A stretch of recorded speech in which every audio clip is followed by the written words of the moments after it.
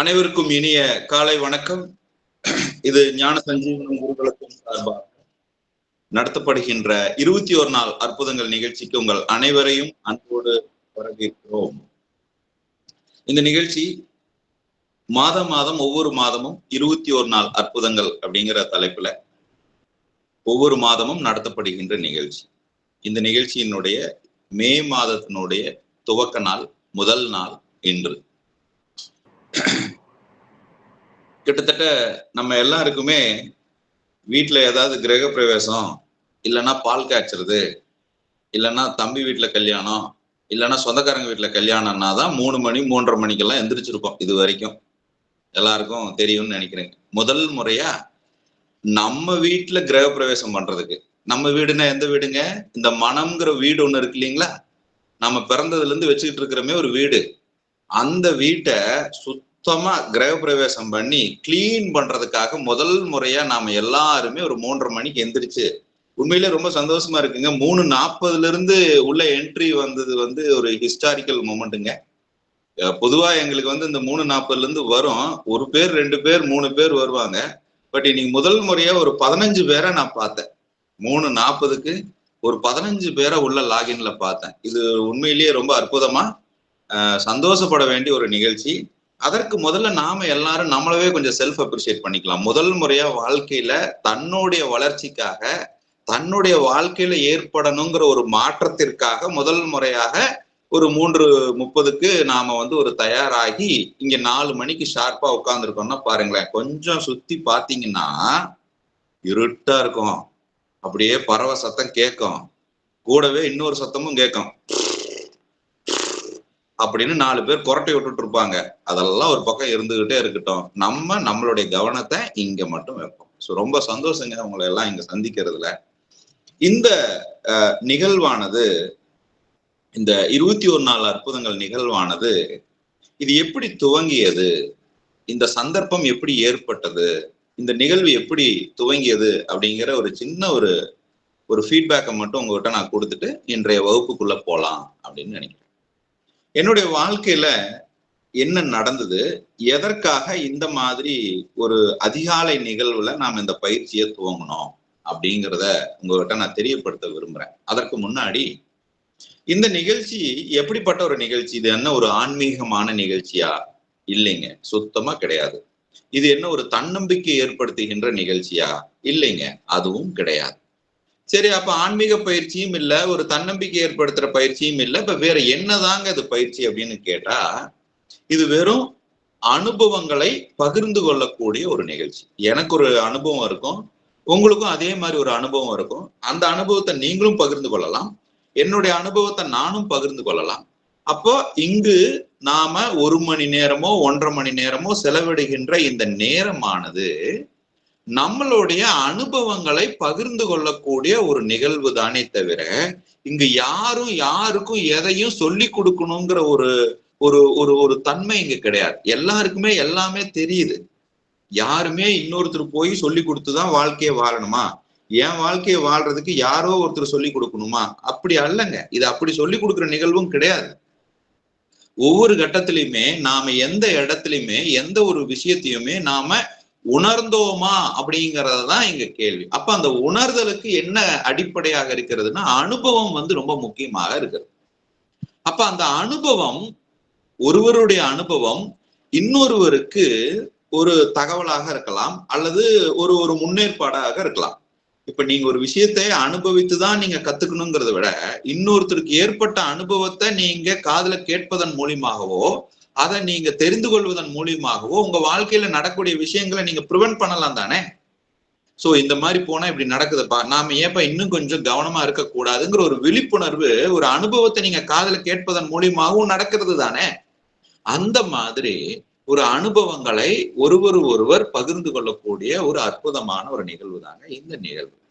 அப்ப இன்றைய தினம் ஒரு இன்ட்ரோடக்ஷன் தினம். இது இன்னைக்கு முழுவதுமாக ஒரு அறிமுகமாக இந்த வகுப்புக்குள்ள என்னென்னலாம் இருக்கும், நீங்க என்ன மாதிரியான செயல்களை செய்யணும், என்ன செய்யக்கூடாது, இது எப்படியெல்லாம் இருக்கும் அப்படிங்கிற ஒரு முழுமையான ஒரு டீப்பஸ்ட் இன்ட்ரோடக்ஷன் இன்னைக்கு நாள்.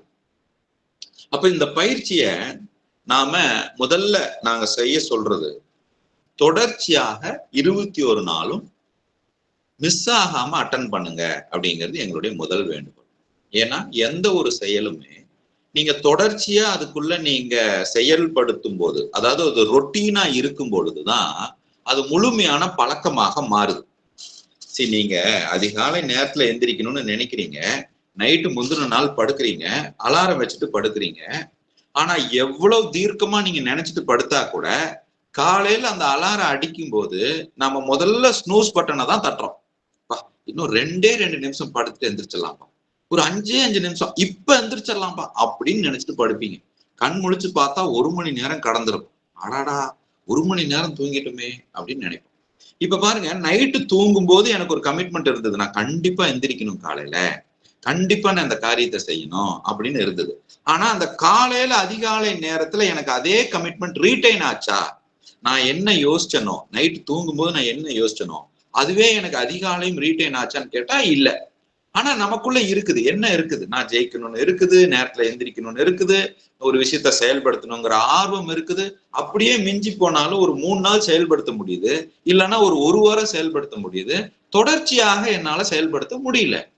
நீங்க சொல்லலாம், இந்த நகைச்சுவை இந்த வாட்ஸ்அப்ல எல்லாம் கூட ஒரு செய்தி வரும், இந்த ஜனவரி 1ஆம் தேதியில இருந்து 10ஆம் தேதி வரைக்கும் ரெகுலரா வாக்கிங் போறவங்க ஜாக்கிங் போறவங்க எல்லாம் கொஞ்சம் டிராபிக் ஜாம் இருக்கும், நீங்க கொஞ்சம் பார்த்து போங்கன்னு ஒரு மெசேஜ் வரும். அந்த 10 நாளைக்கு டிராபிக் ஜாம் இருக்கு. ஏன்னா எல்லாரும் ஒரு ரெசல்யூஷன் எடுப்பாங்க, நான் இந்த வருஷம் மாசம் நான் டெய்லி 3 கிலோமீட்டர் ஓடுவேன்ப்பா, டெய்லி 2 கிலோமீட்டர் ஜாக்கிங் போவேன்ப்பா அப்படின்னு ஒரு ரெசல்யூஷன் எல்லாருக்கும் இருக்கும். குறிப்பா அது ஒரு 10 நாளைக்கு இருக்குங்க. 11ஆவது நாள் வழக்கம் போல யாரு ரெகுலரா ஓடுறாங்களோ அந்த கூட்டம் மட்டும்தான் ஓடிட்டு இருக்கோம். நம்மால் 11ஆவது நாள் தூங்கிட்டு இருப்பார். இப்போ இது தவறான்னு கேட்டா இல்ல, அது எங்க ஒரு இடத்துல மனம் இயல்பாகவே அப்படிதான் இருக்கிறது. அதை அணுகுவதற்குண்டான தன்மை எனக்கு உண்மையிலே தெரியல அப்படிங்கறதுதான் உண்மை. அப்ப அதை பத்தி எல்லாம் நீங்க தெரிஞ்சுக்கிறதுக்கு ஏதோ ஒரு இடத்துல எனக்கு அது மாதிரியான ஒரு விளக்கம் கிடைக்கிறதுக்கோ அல்லது சந்தர்ப்பமோ ஏற்பட்டு இருக்கணும். அப்படி இல்லைங்கிறது தான் பிரச்சனை. அப்போ இது வரைக்கும் பாருங்க, நம்ம சாப்பிட்றதுக்கு போர் அடிச்சிருக்குதா, தூங்குறதுக்கு போர் அடிச்சிருக்குதா? இது எல்லாமே போர் அடிக்கல. ஏன்? இது வாழ்க்கையில வாழ்வாதாரத்துக்கு அடிப்படை தேவையான ஒண்ணு அப்படிங்கிறதுனால நீங்க எத்தனை தடவை சாப்பிட்டாலும் போர் அடிக்கல, எத்தனை தடவை தூங்கினாலும் போர் அடிக்கல. ஆனா அதே உங்களுடைய கம்ஃபர்ட் ஜோன்ல இருந்து வெளியே வந்து என்னுடைய சுறுசுறுப்புக்கு நான் இதை செய்யணும், நான் வாழ்க்கையில வளர்றதுக்கு நான் இதை செய்யணும்னு செய்யற அந்த ஒரு விஷயம் மட்டும் போர் அடிக்குது, இல்லைன்னா சிரமமா இருக்குது, இல்லைன்னா பெயினா இருக்குது. ஏன்? அப்போ எந்த ஒரு இடத்துல நீங்க இயற்கையில் விட்டு விலகி இருக்கிறீர்களோ, இந்த இயற்கை சூழல்ல இந்த பஞ்சபூத தன்மையிலிருந்து நீங்க எப்ப விலகி இருக்கிறீர்களோ அது உங்களை இயற்கைக்கு எதிராக செயல்படும் போது உங்களுக்கு அது கன்சிஸ்டண்டா செய்ய முடியல. அப்ப நீங்க தொடர்ச்சியாக ஒரு காரியத்தை செய்ய வேண்டும் என்றால், ஒரு கன்சிஸ்டன்சி உங்ககிட்ட ஏற்பட வேண்டும் என்றால், இயற்கையோடு ஒத்துசைந்து சிந்திக்க பழகி கொள்ள வேண்டும், தெரிந்து கொள்ள வேண்டும். அதற்கு பெயர் மெய்ஞான வாழ்வியல் அப்படின்னு பேர். அது என்னங்க, வாழ்வியலுங்கிற வார்த்தையே புதுசா இருக்குது, அது என்னங்க மெய்ஞான வாழ்வியல் அப்படின்னா? சுத்தமா ஒண்ணும் புரியலையே. மெய்ஞானம்னா என்ன? மெய் அப்படின்னா உண்மை, மெய் அப்படின்னா உண்மை. அப்ப ஞானம் அப்படின்னா என்ன? முதல்ல புரிஞ்சுக்கணும். நம்ம ஞானம் அப்படின்னா அதுவே ரொம்ப வித்தியாசமா இருக்குதே, புதுசா இருக்குதே அப்படின்னு பார்க்கணும். இந்த ஞானம் அப்படின்னா ஆங்கிலத்துல விஸ்டம் அப்படின்னு ஒரு வார்த்தை இருக்கு. இப்ப இந்த ஞானம் பொதுவாக 3 வகையாக இருக்கு. குறிப்பாகங்க, இந்த நீங்க என்னதான் கவனமா இருந்தீங்கனாலும் இந்த 4:45 4:30ல இருந்து 4:45க்குள்ள ரொம்ப முக்கியமான ஒரு ஆள் கதவை தட்டுவாருங்க. அவர்கிட்ட நீங்க சொல்லிடணும், நீங்க போயிட்டு அப்புறம் வாங்க, இப்பெல்லாம் வேண்டாங்க, நான் கொஞ்சம் பிஸியா இருக்கிறேங்கன்னு சொல்லணும். அவர் யாருன்னா தூக்கம், வேற ஒண்ணும் இல்லை. முழிச்சு முழிச்சு உட்கார்ந்து இருப்பீங்க. கரெக்டா 4:30ல இருந்து 4:40க்குள்ள ஒருத்தர் வருவார் பாருங்க, கதை தட்டுவாரு. ஐயா நான் வந்திருக்கிறேன் ஐயா அப்படின்னு சொல்லுவாரு. நீங்க என்ன பண்ணுங்க, இல்லைங்க நான் இப்ப கொஞ்சம் பிஸியா இருக்கிறேங்க, என் வாழ்க்கைக்கு தேவையான விஷயத்தை பத்தி நான் கொஞ்சம் நடைமுறைப்படுத்திட்டு இருக்கிறேன், நீங்க போயிட்டு அப்புறம் வாங்கன்னு சொல்லணும். கவலைப்படாதீங்க, நான் ஞாபகப்படுத்துவேன். இந்த 4:45க்கு ஒருத்தர் வருவாருங்க, அவர்கிட்ட சொல்லிருங்க, நான் ஞாபகப்படுத்துவேன். நான் தயவு செய்து தூங்கிடாதீங்க, அந்த இடத்துல தூங்கிடாதீங்க. சரி, இது தூங்காம இருக்கிறதுக்கு என்ன பண்ணலாம்? நம்பர் 1, கேமராவை ஆன்ல வச்சீங்கன்னா நாங்க பாத்துக்குவோம், நீங்க ஒண்ணும் கவலைப்பட வேண்டியது இல்லை, கேமரா ஆன்ல மட்டும் இருந்தா போதும், நீங்க தூங்காம இருக்கிறது எங்க பொறுப்பு. நம்பர் 1. நம்பர் 2, உங்களுடைய கேமராவை உங்க ஃப்ரேம் எப்படி இருக்கணும்னா உங்க தலைக்கு மேல 3 இன்ச் எனக்கு மினிமம் தெரியணும். எனக்கு இது வரைக்கும் தெரிஞ்சா கூட போதும். ஆனா at least 3 inch above your head கண்டிப்பா எனக்கு தெரியணும். இதெல்லாம் என்னங்கிறத நான் உங்களுக்கு சொல்றேன். ஏன் நீங்க ஃப்ரேம் அப்படி வைக்கணும் அப்படிங்கறத நான் சொல்றேன். இந்த எனர்ஜி ஃப்ளோஸ் வந்து இந்த இடத்துல இருக்கு. அதை பத்தி நான் கொஞ்சம் டீட்டெயிலா 5வது நாள் 6வது நாள் அதை பத்தி நான் உங்களுக்கு எக்ஸ்பிளைன் பண்ணுவேன். அப்ப நீங்க தெரிஞ்சுக்கலாம். ஸோ உங்க ஃப்ரேம் வந்து எனக்கு தலைக்கு மேல குறைஞ்சது 3 இன்ச் தெரியணும். நம்பர் 2. நம்பர் 3, உங்களுடைய நிகழ்வு முடிகிற வரைக்கும் எண்ட் ஆஃப் த செஷன் வரைக்கும் கேமராவை நீங்க கட்டாயம் ஆன்ல வச்சிருக்கிறதுங்கிறது நல்லது. நம்பர் 4, நாங்க என்னென்ன அசைன்மெண்ட்ஸை கொடுக்குறோமோ அந்த அசைன்மெண்ட்ஸை வித்தவுட் ஃபெயில் நீங்க செய்யறது அவசியமாக இருக்கிறது. சில நேரங்கள்ல ஒரு விஷயத்த எழுதிட்டு வர சொல்லுவோம், இல்லைன்னா நாங்க எதையாவது செஞ்சுட்டு வர சொல்லுவோம். அந்த மாதிரியான அசைன்மெண்ட்ஸை நீங்க கூடுமான அளவுக்கு வித்தவுட் ஃபெயில் கம்ப்ளீட் பண்ண வேண்டியது ரொம்ப முக்கியம். அதை நீங்க பாத்துக்கணும். கண்டிஷன் நம்பர் 5, கணவன் மனைவியாக அட்டன் பண்றீங்க, இந்த நிகழ்ச்சியை கணவன் மனைவியாக அட்டன் பண்றீங்க அப்படின்னா கட்டாயம் நீங்க தனித்தனி ரூம்ல உட்கார்ந்துதான் இந்த நிகழ்ச்சியை அட்டன் பண்ணணும். ஏன்னா என்ன ஆகுது அப்படின்னு கேட்டீங்கன்னா, இந்த நிகழ்ச்சியை நாங்க ஒரே கேமரால அட்டன் பண்ணிக்கங்கன்னு நாங்க சொல்லியிருந்தோம் ஆரம்பத்துல. இது என்ன ஆகுதுன்னா, இந்த பாரு உனக்கு தான் சொல்றாரு, பாரு கரெக்டா சொல்றாரு, இந்த உனக்கு தான் சொல்றாருன்னு கணவர் சொல்லுவார்.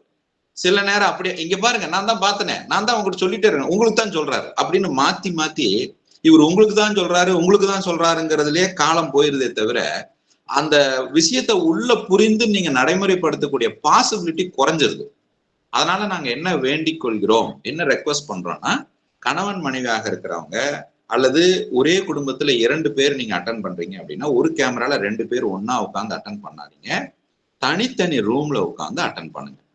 கண்டிஷன் நம்பர் 6, உங்க ரூம்ல வேற யாருடைய டிஸ்டர்பன்ஸும் டியூரிங் த செஷன் உங்ககிட்ட இல்லாத மாதிரி பாத்துக்கங்க. குறுக்க வந்து உங்ககிட்ட யாராவது பேசிட்டு போறது, இல்லைன்னா எதையாவது வந்து அந்த டிஸ்டர்பன்ஸ் இல்லாத மாதிரியான ஒரு தனி அறையில நீங்க உட்கார பாருங்க. இல்ல எனக்கு தனி அறை இல்லை, நான் ஒரே இடத்துலதான் இருக்கணும், இங்க பக்கத்துல இவங்களும் இருப்பாங்க அப்படின்னா ஒன்றும் பிரச்சனை இல்லை. நீங்க உங்களுடைய கவனத்தை அந்த பக்கம் செலுத்தாம நிகழ்காலத்துல எங்க கூட பயணிக்கிறத மட்டும் கவனம் மட்டும் நீங்க இங்க வச்சீங்கன்னா போதும். ஏன்னா இந்த பயிற்சியை பொறுத்த வரைக்குங்க நான் வந்து உங்களுடைய சப்கான்சியஸ் மைண்டோட பேசுவதற்கு பழக்கப்பட்டவன், ட்ரெயின் பண்ணப்பட்டவன்.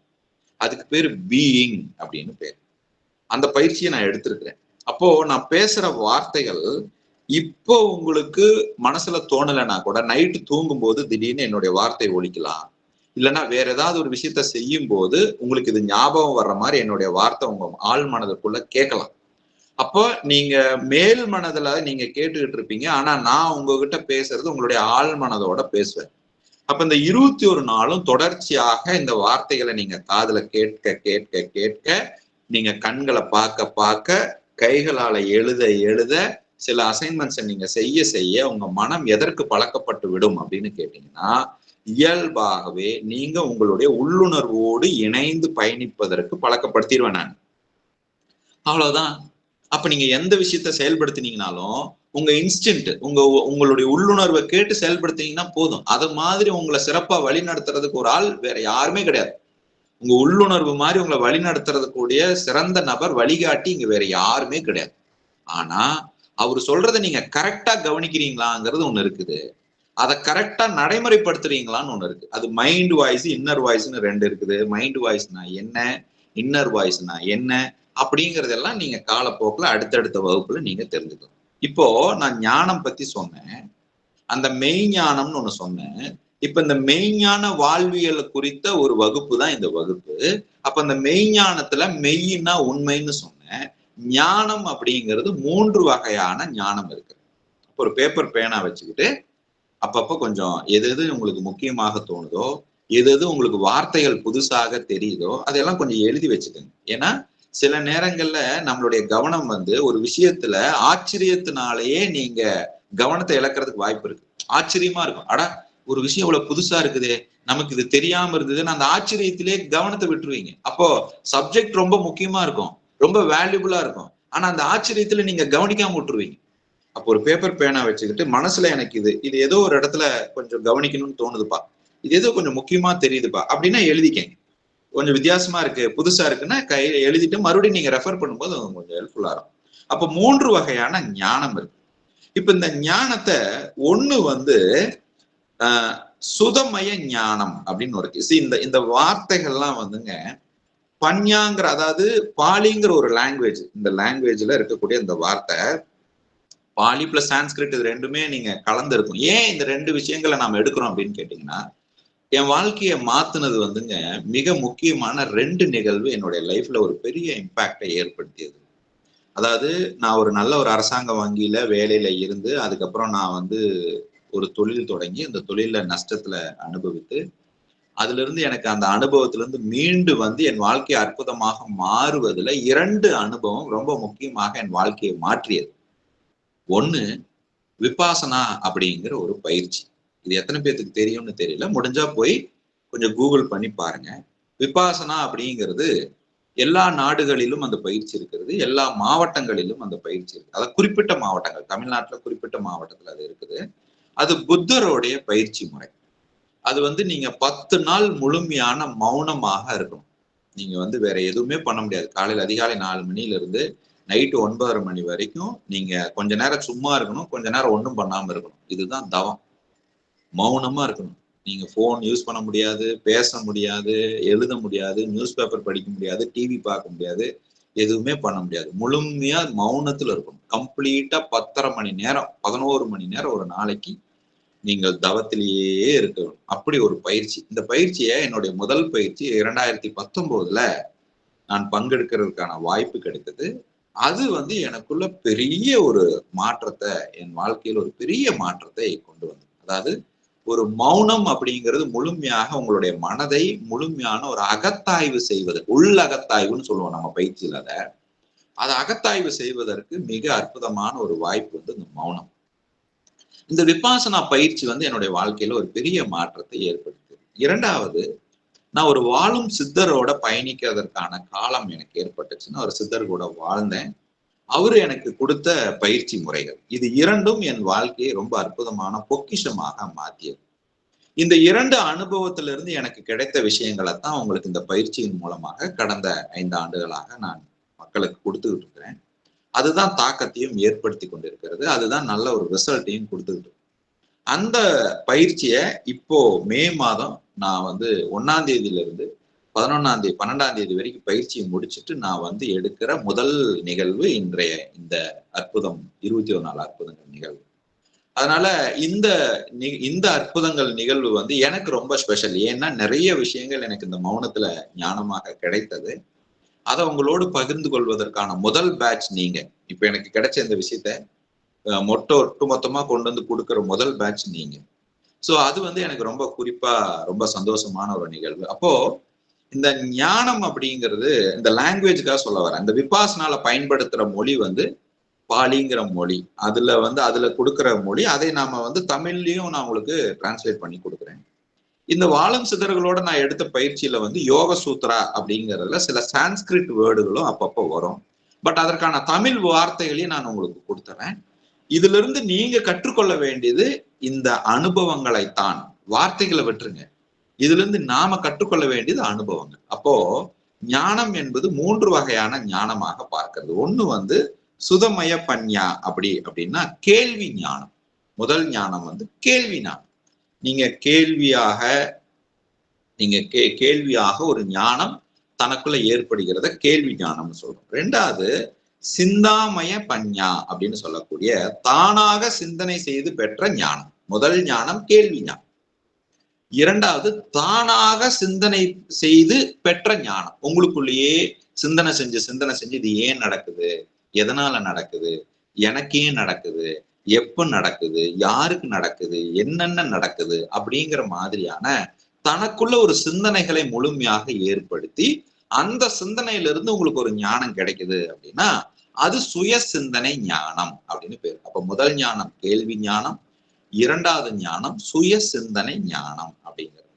3வது ஞானம் அப்படிங்கிறது பாவனமய பஞ்ஞா அப்படின்னு சொல்லக்கூடிய தன்னுடைய சொந்த அனுபவத்தினால் தோன்றிய ஞானம், அனுபவ ஞானம் அப்படின்னு ஒரு 3 ஞானம் இருக்கு. 1 கேள்வி ஞானம், 2வது சுய சிந்தனை ஞானம், 3வது அனுபவத்தினால் தன்னுடைய சொந்த அனுபவத்தினால் ஏற்படுகின்ற ஒரு ஞானம், அது அனுபவ ஞானம். அப்போ 3 ஞானம், கேள்வி ஞானம், சுய சிந்தனை ஞானம், அனுபவ ஞானம்.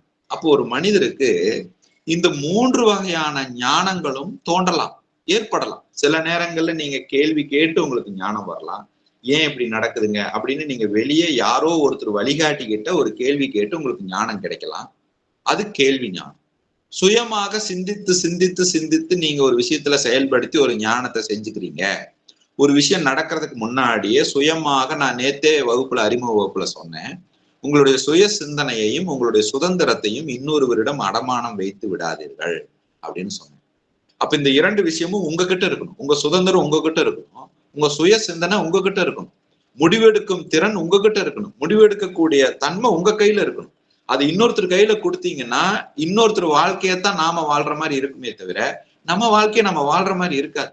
நீங்க அனுபவங்களை வாங்கிக்கலாம், ஆலோசனைகளை வாங்கிக்கலாம், கேட்டுக்கலாம், தகவல்களை பெற்றுக்கலாம். ஆனா முடிவு யார் எடுக்கணும்? நாம தான் எடுக்கணும்.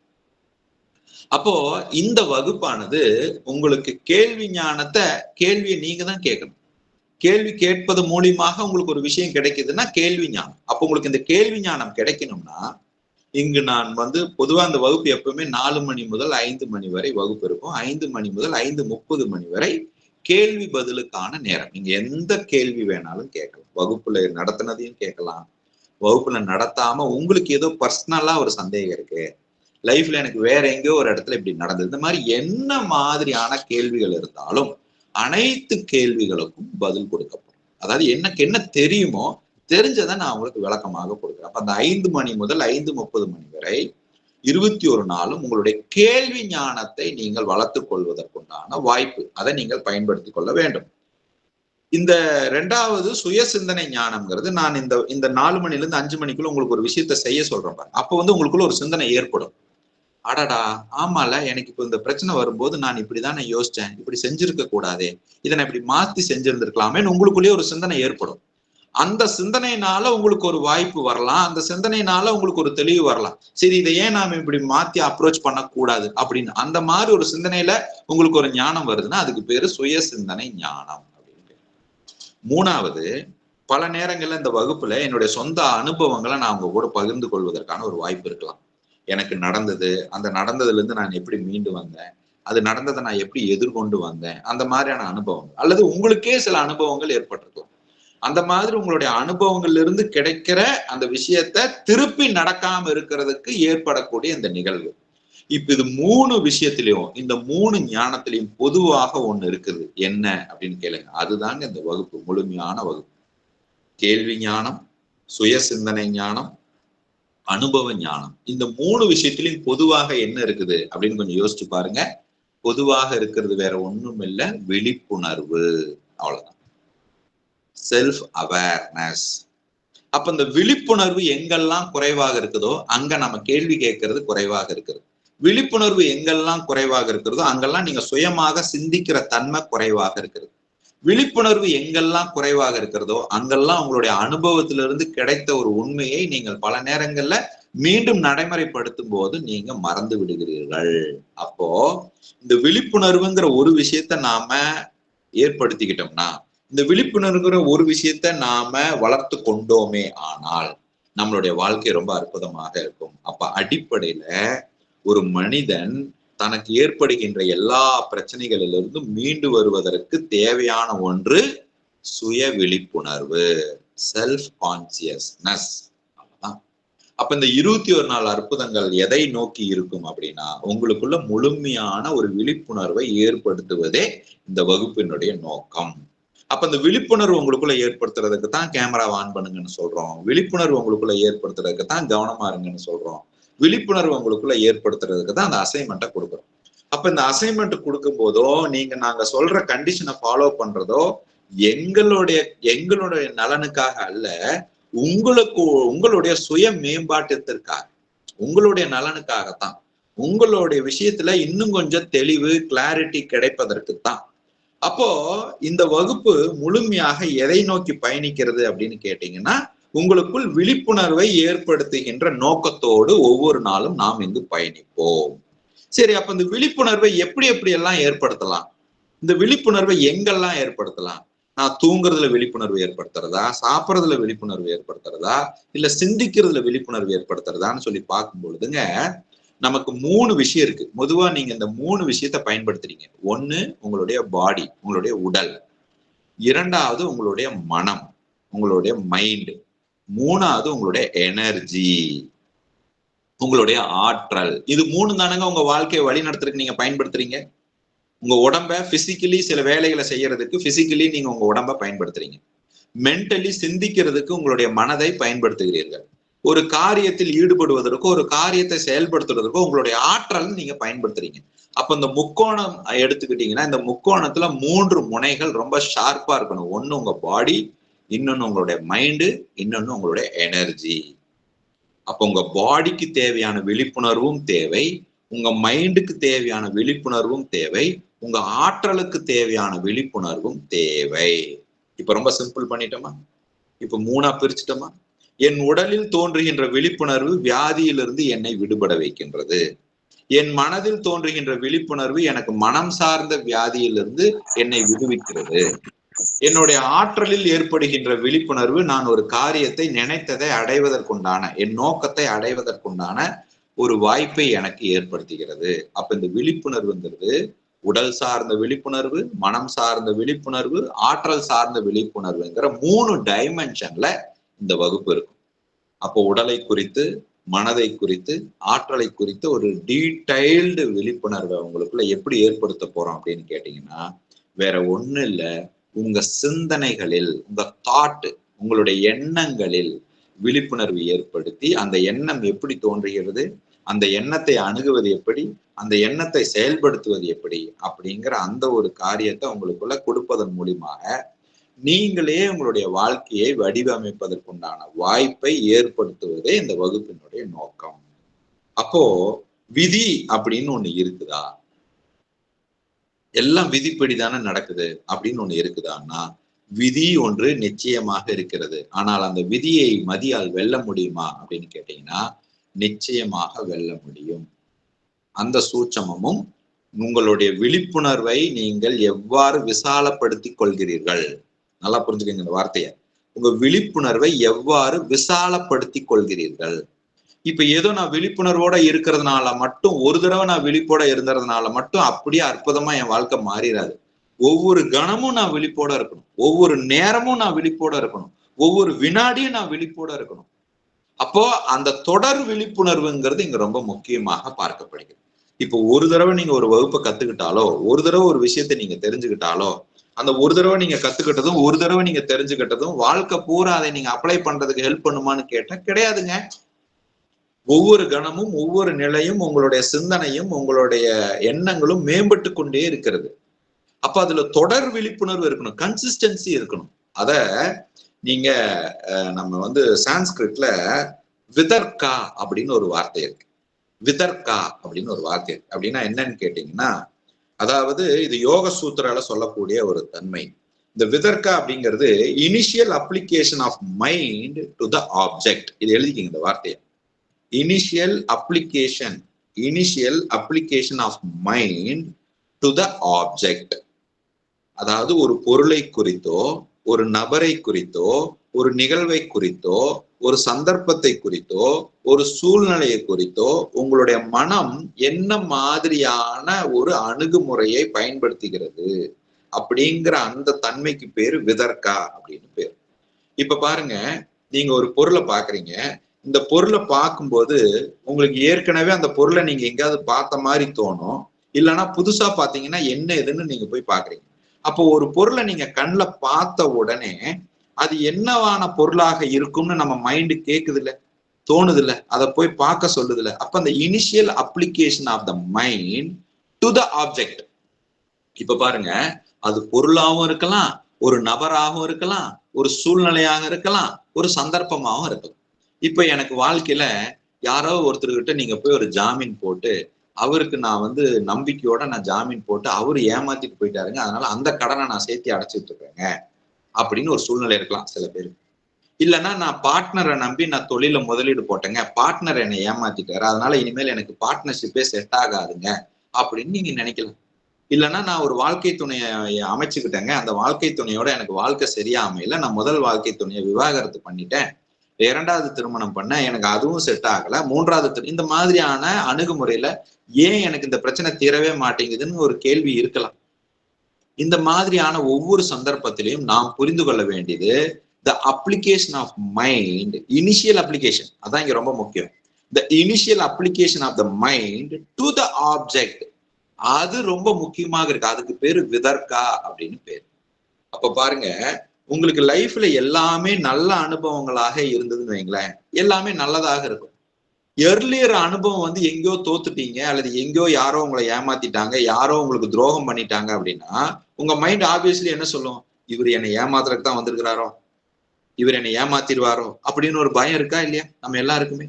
அப்ப அது நமக்கு ஏற்கனவே ஏற்பட்ட அனுபவத்தினுடைய வெளிப்பாடு தாங்க நிகழ்காலத்துல அது என்னை சிந்திக்க வைக்குது.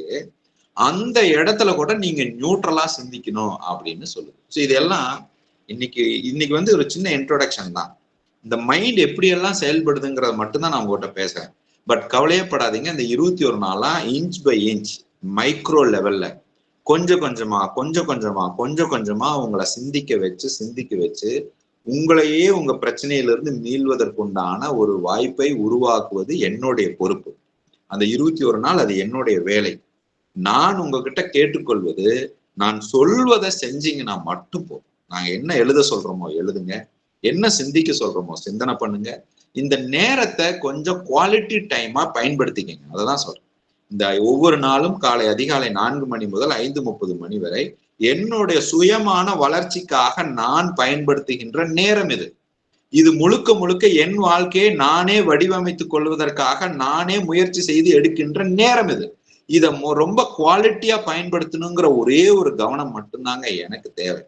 அதை ஒண்ணு மட்டும் கொடுத்தீங்கன்னா போதும். கொஞ்சம் கொஞ்சமா அப்ளை பண்ணி உங்களுடைய 5 வகையான பிரச்சனைகளுக்கு தீர்வு காண்பது உறுதி. என்ன பிரச்சனை? 5 பிரச்சனை தான் ஒரு மனிதனுக்கு. 1, பணப்பிரச்சனை. தேவையான பணம் கிடைக்க மாட்டேங்குது, நான் எவ்வளவு உழைச்சாலும் உழைப்புக்கு தகுந்த ஊதியம் கிடைக்க மாட்டேங்குது, அப்படியே பணம் வந்தாலும் கையில நிக்க மாட்டேங்குது, கை எப்படி பார்த்தா ஓட்டையா இருக்குதுங்கிறான், வர்ற பணமெல்லாம் செலவாயிருங்கிறான், யாரோ ஒருத்தன் என்னென்னமோ சொல்றான், ஆனா எனக்கு பணம் கிடைக்க மாட்டேங்குது. அப்ப இந்த பணம் எனக்கு கிடைக்காம இருக்கிறதுக்கு என்ன காரணம்? பணத்தை நான் ஈட்டுவதற்கு என்ன செய்யணும்? பணம் சார்ந்த பிரச்சனைகள் குறித்து நான் சவால்களை எதிர்கொண்டு ஜெயிப்பதற்கு நான் என்ன பண்ணணும்? என்ன மாதிரியான விழிப்புணர்வு எனக்கு தேவை? இந்த பிரச்சனைக்கு தீர்வு உறுதி. இந்த 21 நாள கண்டிப்பாக உங்களுக்கு பணம் சார்ந்த சிக்கல்கள்ல இருந்து நீங்கள் விடுபடுவதற்கான தீர்வு உறுதி. 2வது, உறவுகள் சார்ந்த சிக்கல்கள். பல நேரங்கள்ல உங்களுக்கு உறவுகள் சார்ந்த சிக்கல்கள் இருக்கலாம். அந்த உறவுகள் சார்ந்த சிக்கல்கள்ல இருந்து நீங்கள் மீள்வதற்கு இங்கு உங்களுடைய விழிப்புணர்வு, எந்த இடத்துல விழிப்புணர்வு இல்லாததுனால உறவுகள் சார்ந்த பிரச்சனை வருது, எந்த இடத்துல விழிப்புணர்வை நீங்க ஏற்படுத்துவதன் மூலியமாக நீங்க உறவுகள்ல இருந்து சுமூகமான உறவுகளை நீங்கள் ரீட்டைன் பண்ணிக்க முடியுங்கிற ஒரு விழிப்புணர்வு உங்களுக்குள்ள ஏற்படுத்துது. 3வது, தொழில் சார்ந்த பிரச்சனை. ஒரு தொழில் துவங்கி இருப்பீங்க, அந்த தொழில் வந்து இன்னும் டெவலப் பண்ண முடியல, அல்லது எப்படி நான் டெவலப் பண்றது, என் பிறப்பின் நோக்கம் என்ன, பிறப்பின் நோக்கத்துக்கான தொழில் என்ன, இந்த தொழில்ல இருக்கக்கூடிய சூட்சமங்களை நான் இன்னும் எப்படி டெவலப் பண்ணிக்கிறது, என்ன மாதிரியான விஷயங்களை நான் தொழிலை முயற்சி பண்ணுவதன் மூலியமாக என்னுடைய ப்ராஃபிட் இன்க்ரீஸ் பண்ணலாம், என்னுடைய எம்ப்ளாயிஸுக்கு வந்து நான் இன்னும் கொஞ்சம் பெட்டர்மெண்டா கொடுக்கலாம், அல்லது நான் தனி ஒரு ஆளாக தொழில் செய்து கொண்டிருக்கிறேன் அப்படின்னா என்னுடைய வாய்ப்புகளை நான் எப்படி விசாலப்படுத்திக் கொள்வது, இந்த மாதிரி தொழில் சார்ந்த பிரச்சனைகளுக்கு தீர்வு உறுதி.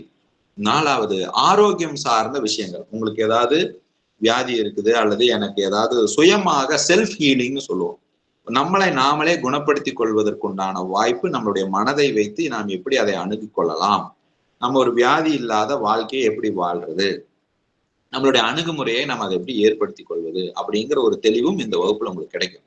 5வது பிரச்சனை, சமுதாயம் சார்ந்த பிரச்சனை. சமுதாயத்துல நான் என்ன பண்ணாலும் எனக்கு நல்ல பேர் இல்லை, நிறைய கேவலங்களையும் அவமானங்களையும் நான் சந்திக்க வேண்டியதா இருக்கு, என்னை ஏமாத்துறவங்க நிறைய பேர் இருக்காங்க, எனக்கு வந்து காலை பிடிச்சி இழுக்கிறவங்க இருக்கிறாங்க, முதுகுல குத்துறாங்க, இந்த மாதிரியான விஷயங்கள்ல இருந்து நான் எப்படி என்னை மாத்திக்கிறது, சமுதாயத்துல ஒரு நல்ல அங்கீகாரம் கொண்ட வாழ்க்கைய நான் எப்படி வாழ்றது, இந்த மாதிரியான எல்லா கேள்விகளுக்கும் இந்த வகுப்பில் உங்களுக்கு பதில் உண்டு.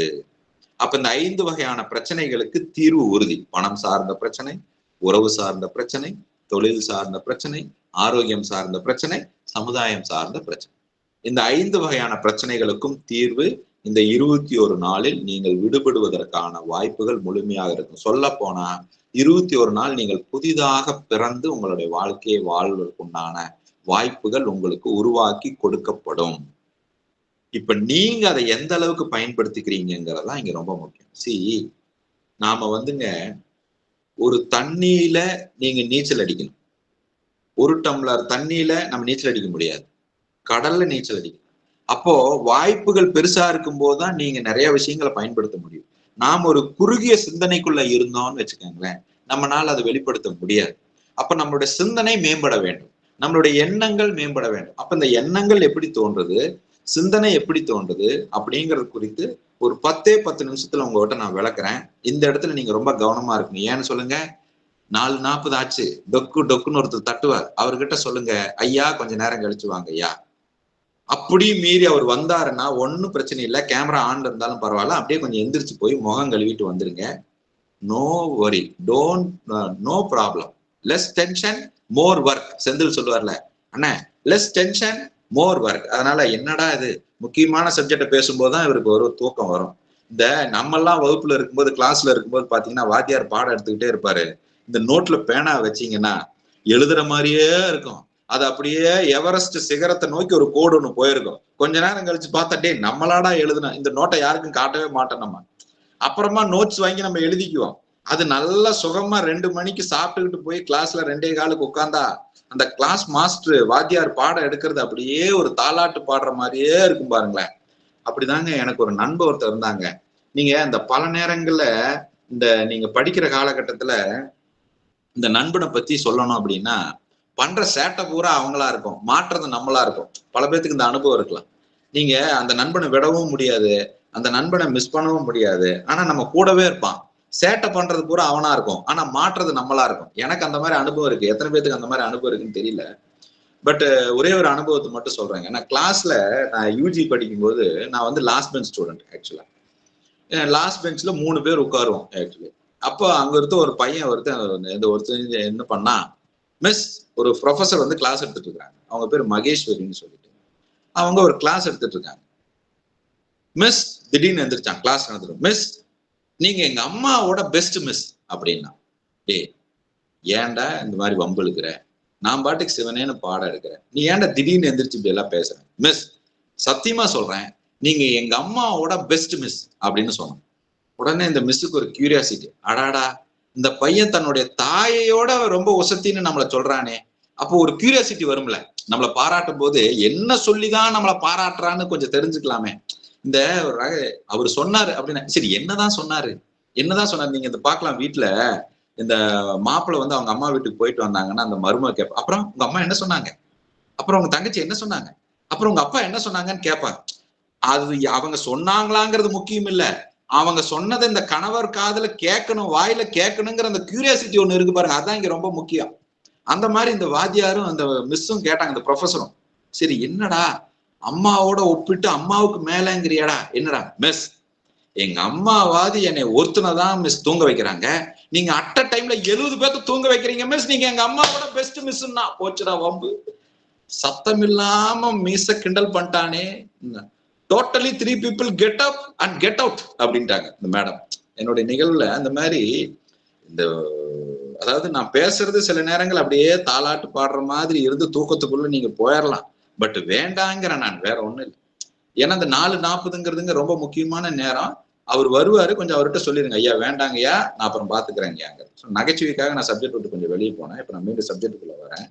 உங்களுடைய 5 பிரச்சனைகளுக்கும் தீர்வுங்கிறது சுய விழிப்புணர்வுல தான் இருக்கிறது. அப்போ அந்த எண்ணங்களில், அந்த சிந்தனைகள், நான் சொன்னேன் இல்லைங்களா, அந்த விதர்க்கா அப்படின்னு சொல்லக்கூடிய இந்த initial application of mind to the object. அப்போ ஒரு பிரச்சனையை நீங்கள் எப்படி அணுகிறீர்கள் அப்படிங்கறதுனா தெரியாததுனாலதான் இன்னைக்கு வரைக்கும் உங்க பிரச்சனை தீராம இருக்குதே தவிர, நீங்க பிரச்சனையிலேயே இருக்கணுங்கிற கர்ம வினையும் கிடையாது, நீங்க பிரச்சனையிலே இருக்கணுங்கிற 7.5 நாட்டு சனியும் கிடையாது, நீங்க பிரச்சனையிலே இருக்கணுங்கிற நல்ல நேரம் கிடையாதுங்கிறது கிடையாது, உங்களுக்கு அதிர்ஷ்டம் இல்லைங்கிறது கிடையாது.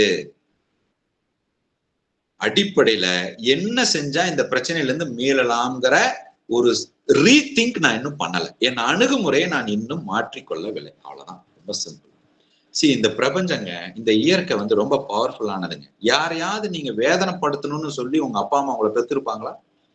நீங்க வேதனையில தான் வளரணும்னு இந்த இயற்கை உங்களுக்கு இங்க வாய்ப்பு கொடுத்துருக்குமா? கோடிக்கணக்கான அணுல ஒரே ஒரு அணு மட்டும் உயிர் பெற்று இன்னைக்கு நீங்க ஒரு பிண்டமாக விழுந்து இவ்வளவு காலகட்டம் 30 வயசு, 35 வயசு, 40 வயசு, 50 வயசுன்னு வளர்ந்துருக்கிறீங்கன்னா, உங்களுடைய வாழ்க்கையில நீங்க நல்லதை செஞ்சு நல்ல விதமாக வாழணுங்கிறது தானுங்க இயற்கையும் நினைச்சிருக்கும். அப்படிதாங்க பெத்தவங்களும் நினைச்சிருப்பாங்க. ஆனா அதையும் மீறி எனக்கு இங்க பிரச்சனை இருக்குதுன்னா என்னுடைய அணுகுமுறையில தானங்க தவறு இருக்க முடியும். எப்படிங்க யாரோ ஒருத்தனால நான் பிரச்சனையில இருக்க முடியும்? யாரோ ஒருத்தன் என்னை ஏமாத்திட்டாங்கிறதுனால நான் வேதனையில இருக்க முடியும்? யாரோ ஒருத்தன் எனக்கு துரோகம் பண்ணிட்டாங்கிறதுனால என்னுடைய வாழ்க்கை அழிஞ்சிருக்கும்? கிடையவே கிடையாதுங்க. என்னுடைய அணுகுமுறையை நான் சரியாக வைத்துக் கொள்ளாததனால மட்டும்தான் இன்னும் என் வாழ்க்கையில் நான் மேம்படவில்லைங்கிறது எப்ப எந்த கணம் நான் புரிந்து கொள்கிறேனோ அந்த கணம் உங்களுக்கு நல்ல நேரம் ஸ்டார்ட் ஆயிடுச்சு. அப்ப தயவு செஞ்சு ஜாதகத்தை தூக்கிட்டு கோயிலா நீங்க ஒரு நாள் சொல்லுவான், நீங்க கேள்விப்பட்டிருப்பீங்க, ஐயா பிரம்மமுரீஸ்வரர்னு ஒரு கோயில் இருக்குது, திருச்சியில திருப்பட்டூர்னு ஒரு இடம் இருக்குது, அங்க போய் மட்டும் நீங்க ஜாதகத்தை வச்சு வாங்கினீங்கன்னா உங்க தலையெழுத்தே மாறும்னு சொல்லியிருப்பான். சொன்னாங்களா? சொன்னாங்களே. போனீங்களா? போனோமே. ஆனா ஜாதகத்தை கொடுத்தீங்களா? கொடுத்தமே. தலையெழுத்து மாறுச்சான்? எப்படி மாறும்? அப்படிதாங்க நானும் ஒரு தடவை போனேங்க. அந்த திருச்சியில திருப்பட்டூருக்கு ஒரு இடத்துக்கு போனா நம்ம பையன் ஒருத்தன் வந்தான், 10 பேனாவை கொண்டு வந்து கொடுத்தான். ஐயர்கிட்ட கொடுத்தான். நான் கேட்டேன், ஏப்பா எல்லாரும் ஜாதகத்தை கொண்டு வந்து கொடுக்குறாங்க, அதுவாது தலையெழுத்து மாறும்னு ஒரு நம்பிக்கையில கொண்டு வந்து கொடுக்குறாங்க, நீ என்னப்பா பேனாவை கொண்டு வந்து கொடுக்குறியாப்பா, என்னப்பான்னு கேட்டேன். அவன் சொல்றான், சார் சும்மா இருங்க சார், நான் போர்டு எக்ஸாம் எழுத போறேன் சார், பொது தேர்வு, இந்த பேனாலதான் சார் எழுத போறேன், நான் ஜாதகத்தை கொடுத்தா தலையெழுத்தே மாத்துறாரு இவரு, பேனாவை கொடுத்தா என் எக்ஸாம் ரிசல்ட்டை மாத்த மாட்டாரா சார்? யாரை கொண்டுங்க மாத்துறது? இந்த மாதிரி உலகத்துல எப்படிங்க இந்த விழிப்புணர்வை நம்ம ஏற்படுத்துறது? அப்போ உங்க தலையெழுத்து மாறுறதுங்கிறது எங்கேயோ கொண்டு போய் ஜாதகத்தை கொடுக்கறதுனாலயோ, எங்கேயோ போய் பரிகாரத்தை செய்யறதுனாலயோ, எங்கேயோ போய் ஒரு பூஜையை பண்றதுனாலயோ, எங்கேயோ போய் எதையோ ஒண்ணு செய்யறதுனால உங்க தலையெழுத்து மாறாது. சுயமான சிந்தனையும் சுயமான செயல்பாடும் மட்டும்தானே உங்க தலையெழுத்தை மாத்தும். என்னங்க யதார்த்தமா தானங்க நான் கேட்கிறேன். இதுவரைக்கும் நான் செய்ததுல எனக்கு ஒரு வாய்ப்பு ஏற்படல அல்லது எனக்கு வளர்ச்சி ஏற்படலைன்னா நான் ஒரு விஷயத்த தவறா செஞ்சுக்கிட்டு இருந்திருக்கேன், அதனால எனக்கு மாற்றம் வரல. அப்ப நான் செய்த செயலை எப்ப செயல்படுத்தி சரி செய்யறனோ அப்ப அதற்குண்டான விளைவும் சரியாகும் தானே. நான் என்ன சொல்றேன், எங்க வேணா போங்க, எந்த பூஜை வேணா பண்ணுங்க, என்ன விஷயத்த வேணா பண்ணுங்க, ஆனா ஏன் பண்றீங்கன்னு தெரிஞ்சு பண்ணுங்க, எதுக்கு பண்றீங்கன்னு தெரிஞ்சு பண்ணுங்க, அதுக்குள்ள இருக்கிற சூட்சமங்களை புரிஞ்சுக்கிட்டு பண்ணுங்க. அது எல்லாமே இங்கு சொல்லி கொடுக்கப்படும். கோயிலுக்கு ஏன் போகணும், பூஜை ஏன் பண்ணணும், பரிகாரம்னா என்ன, அறிவியல்னா என்ன, விஞ்ஞானம்னா என்ன, மெய்ஞானம்னா என்ன, எல்லா விஷயங்களும் உங்களுக்கு சொல்லித்தரப்படும்னு நான் சொல்றதை விட என்னுடைய அனுபவத்தை பகிர்ந்து கொள்ளப்படும். அதுல இருந்து நீங்க ஒரு விஷயத்தை எடுத்துக்கங்க.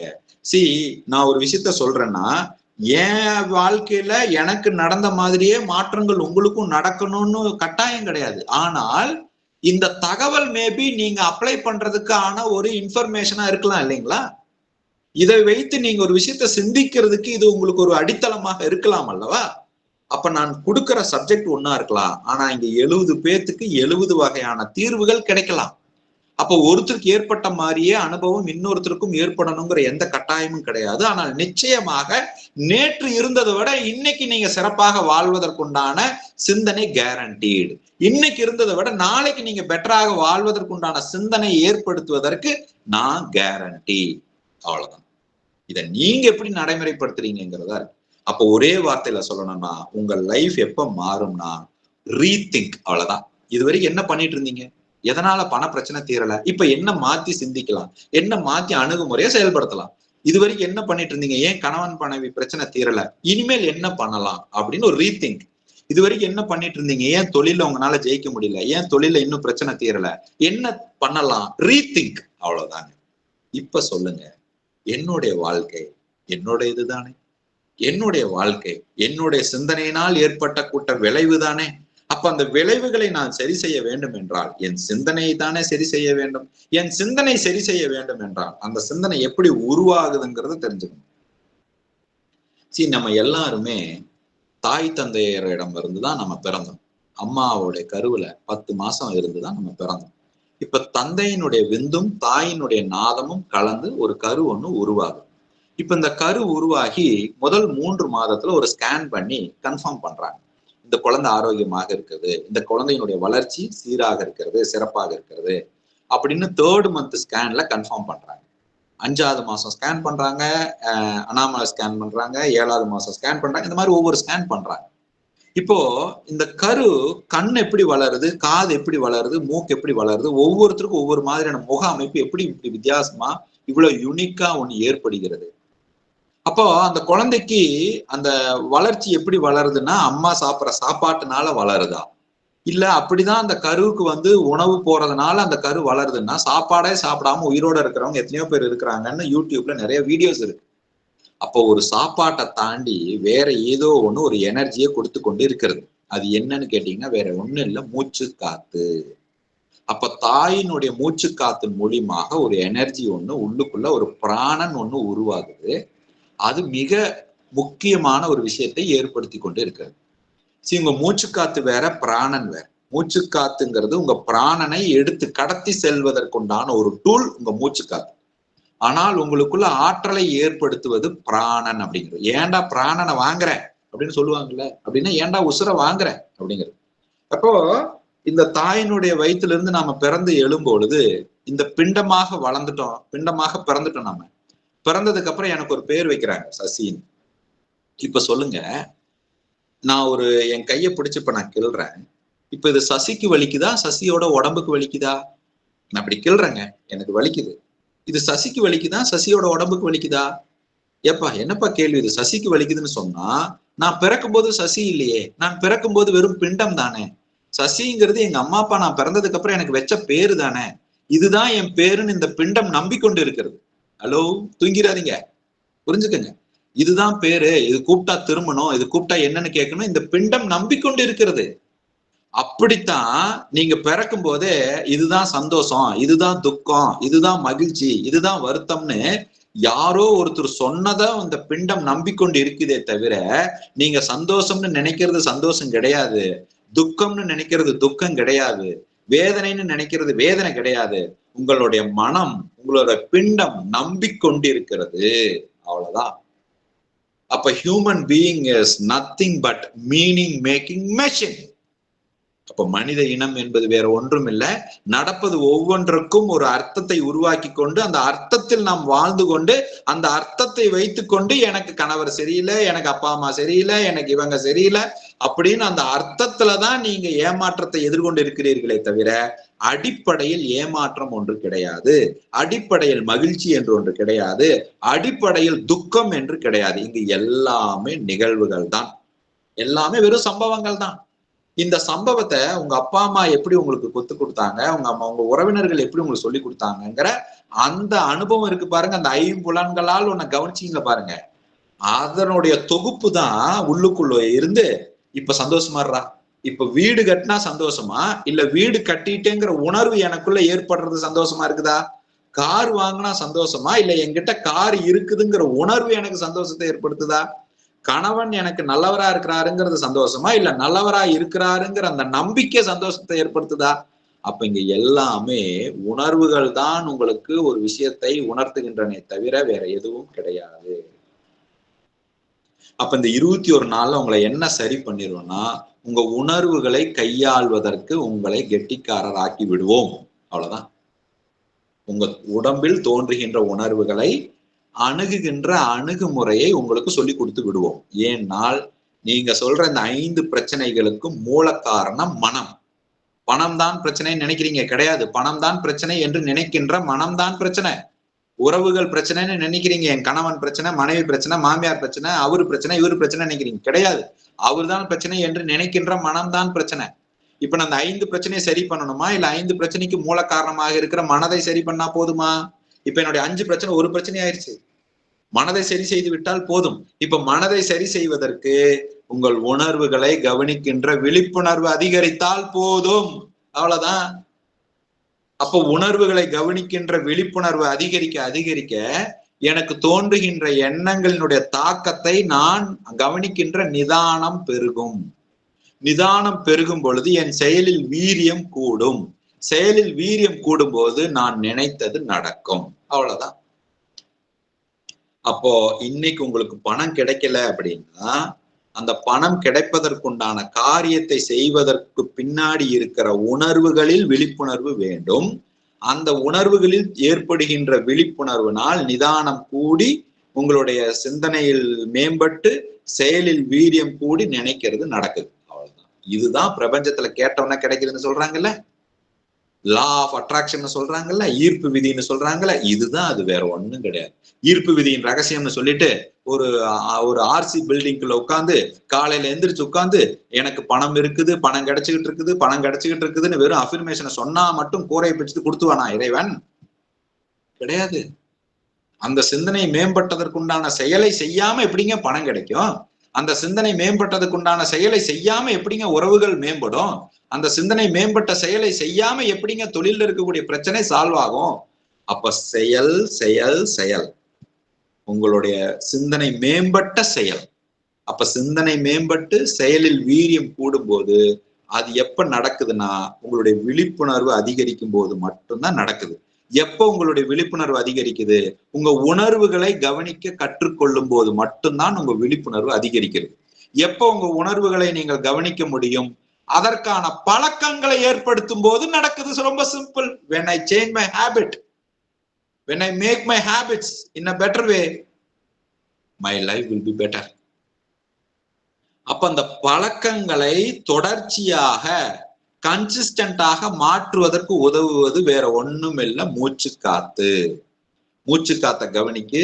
மூச்சு காத்து என்ன பண்ணுது, மூச்சு காத்து என்னென்ன தாக்கத்தை ஏற்படுத்துதுங்கிறத கவனிக்க கத்துக்கிட்டீங்கன்னா உங்க பழக்கங்கள்ல கன்சிஸ்டன்சி வரும்.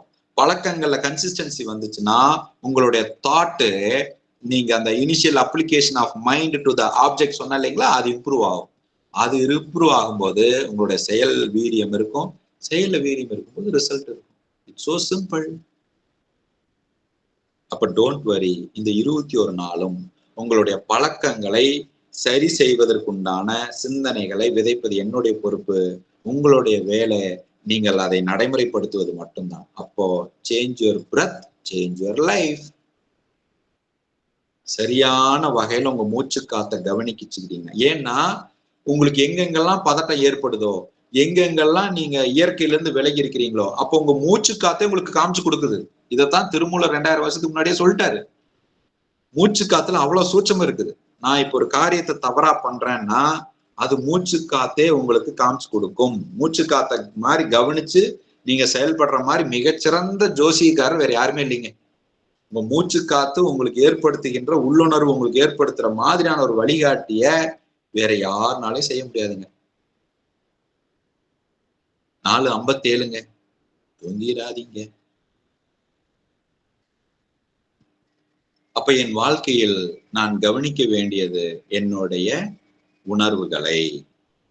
இந்த உணர்வுகளை கவனிப்பதை எப்ப நான் பழக்கமாக மாற்றுகிறேனோ, எப்ப உணர்வுகளை தொடர்ந்து கவனிப்பதை தொடர் பழக்கமாக ஏற்படுத்துகின்றேனோ, அப்ப என் வாழ்க்கையில இருக்கக்கூடிய எல்லா பிரச்சனையில இருந்து மீண்டு வந்து விடலாம். சோ சிம்பிளா தெரியல? அவ்வளவுதான். இன்றைய நிகழ்வினுடைய நிறைவுக்கு வந்திருக்கிறோம். கிட்டத்தட்ட நான் பார்த்த வரைக்கும் என்னுடைய பார்வையில பட்ட வரைக்கும் எல்லா முகங்களும் ரொம்ப விழிப்போடவும் ரொம்ப கவனமாகவும் இருந்தது எனக்கு மிக்க மகிழ்ச்சியை அளிக்கிறது.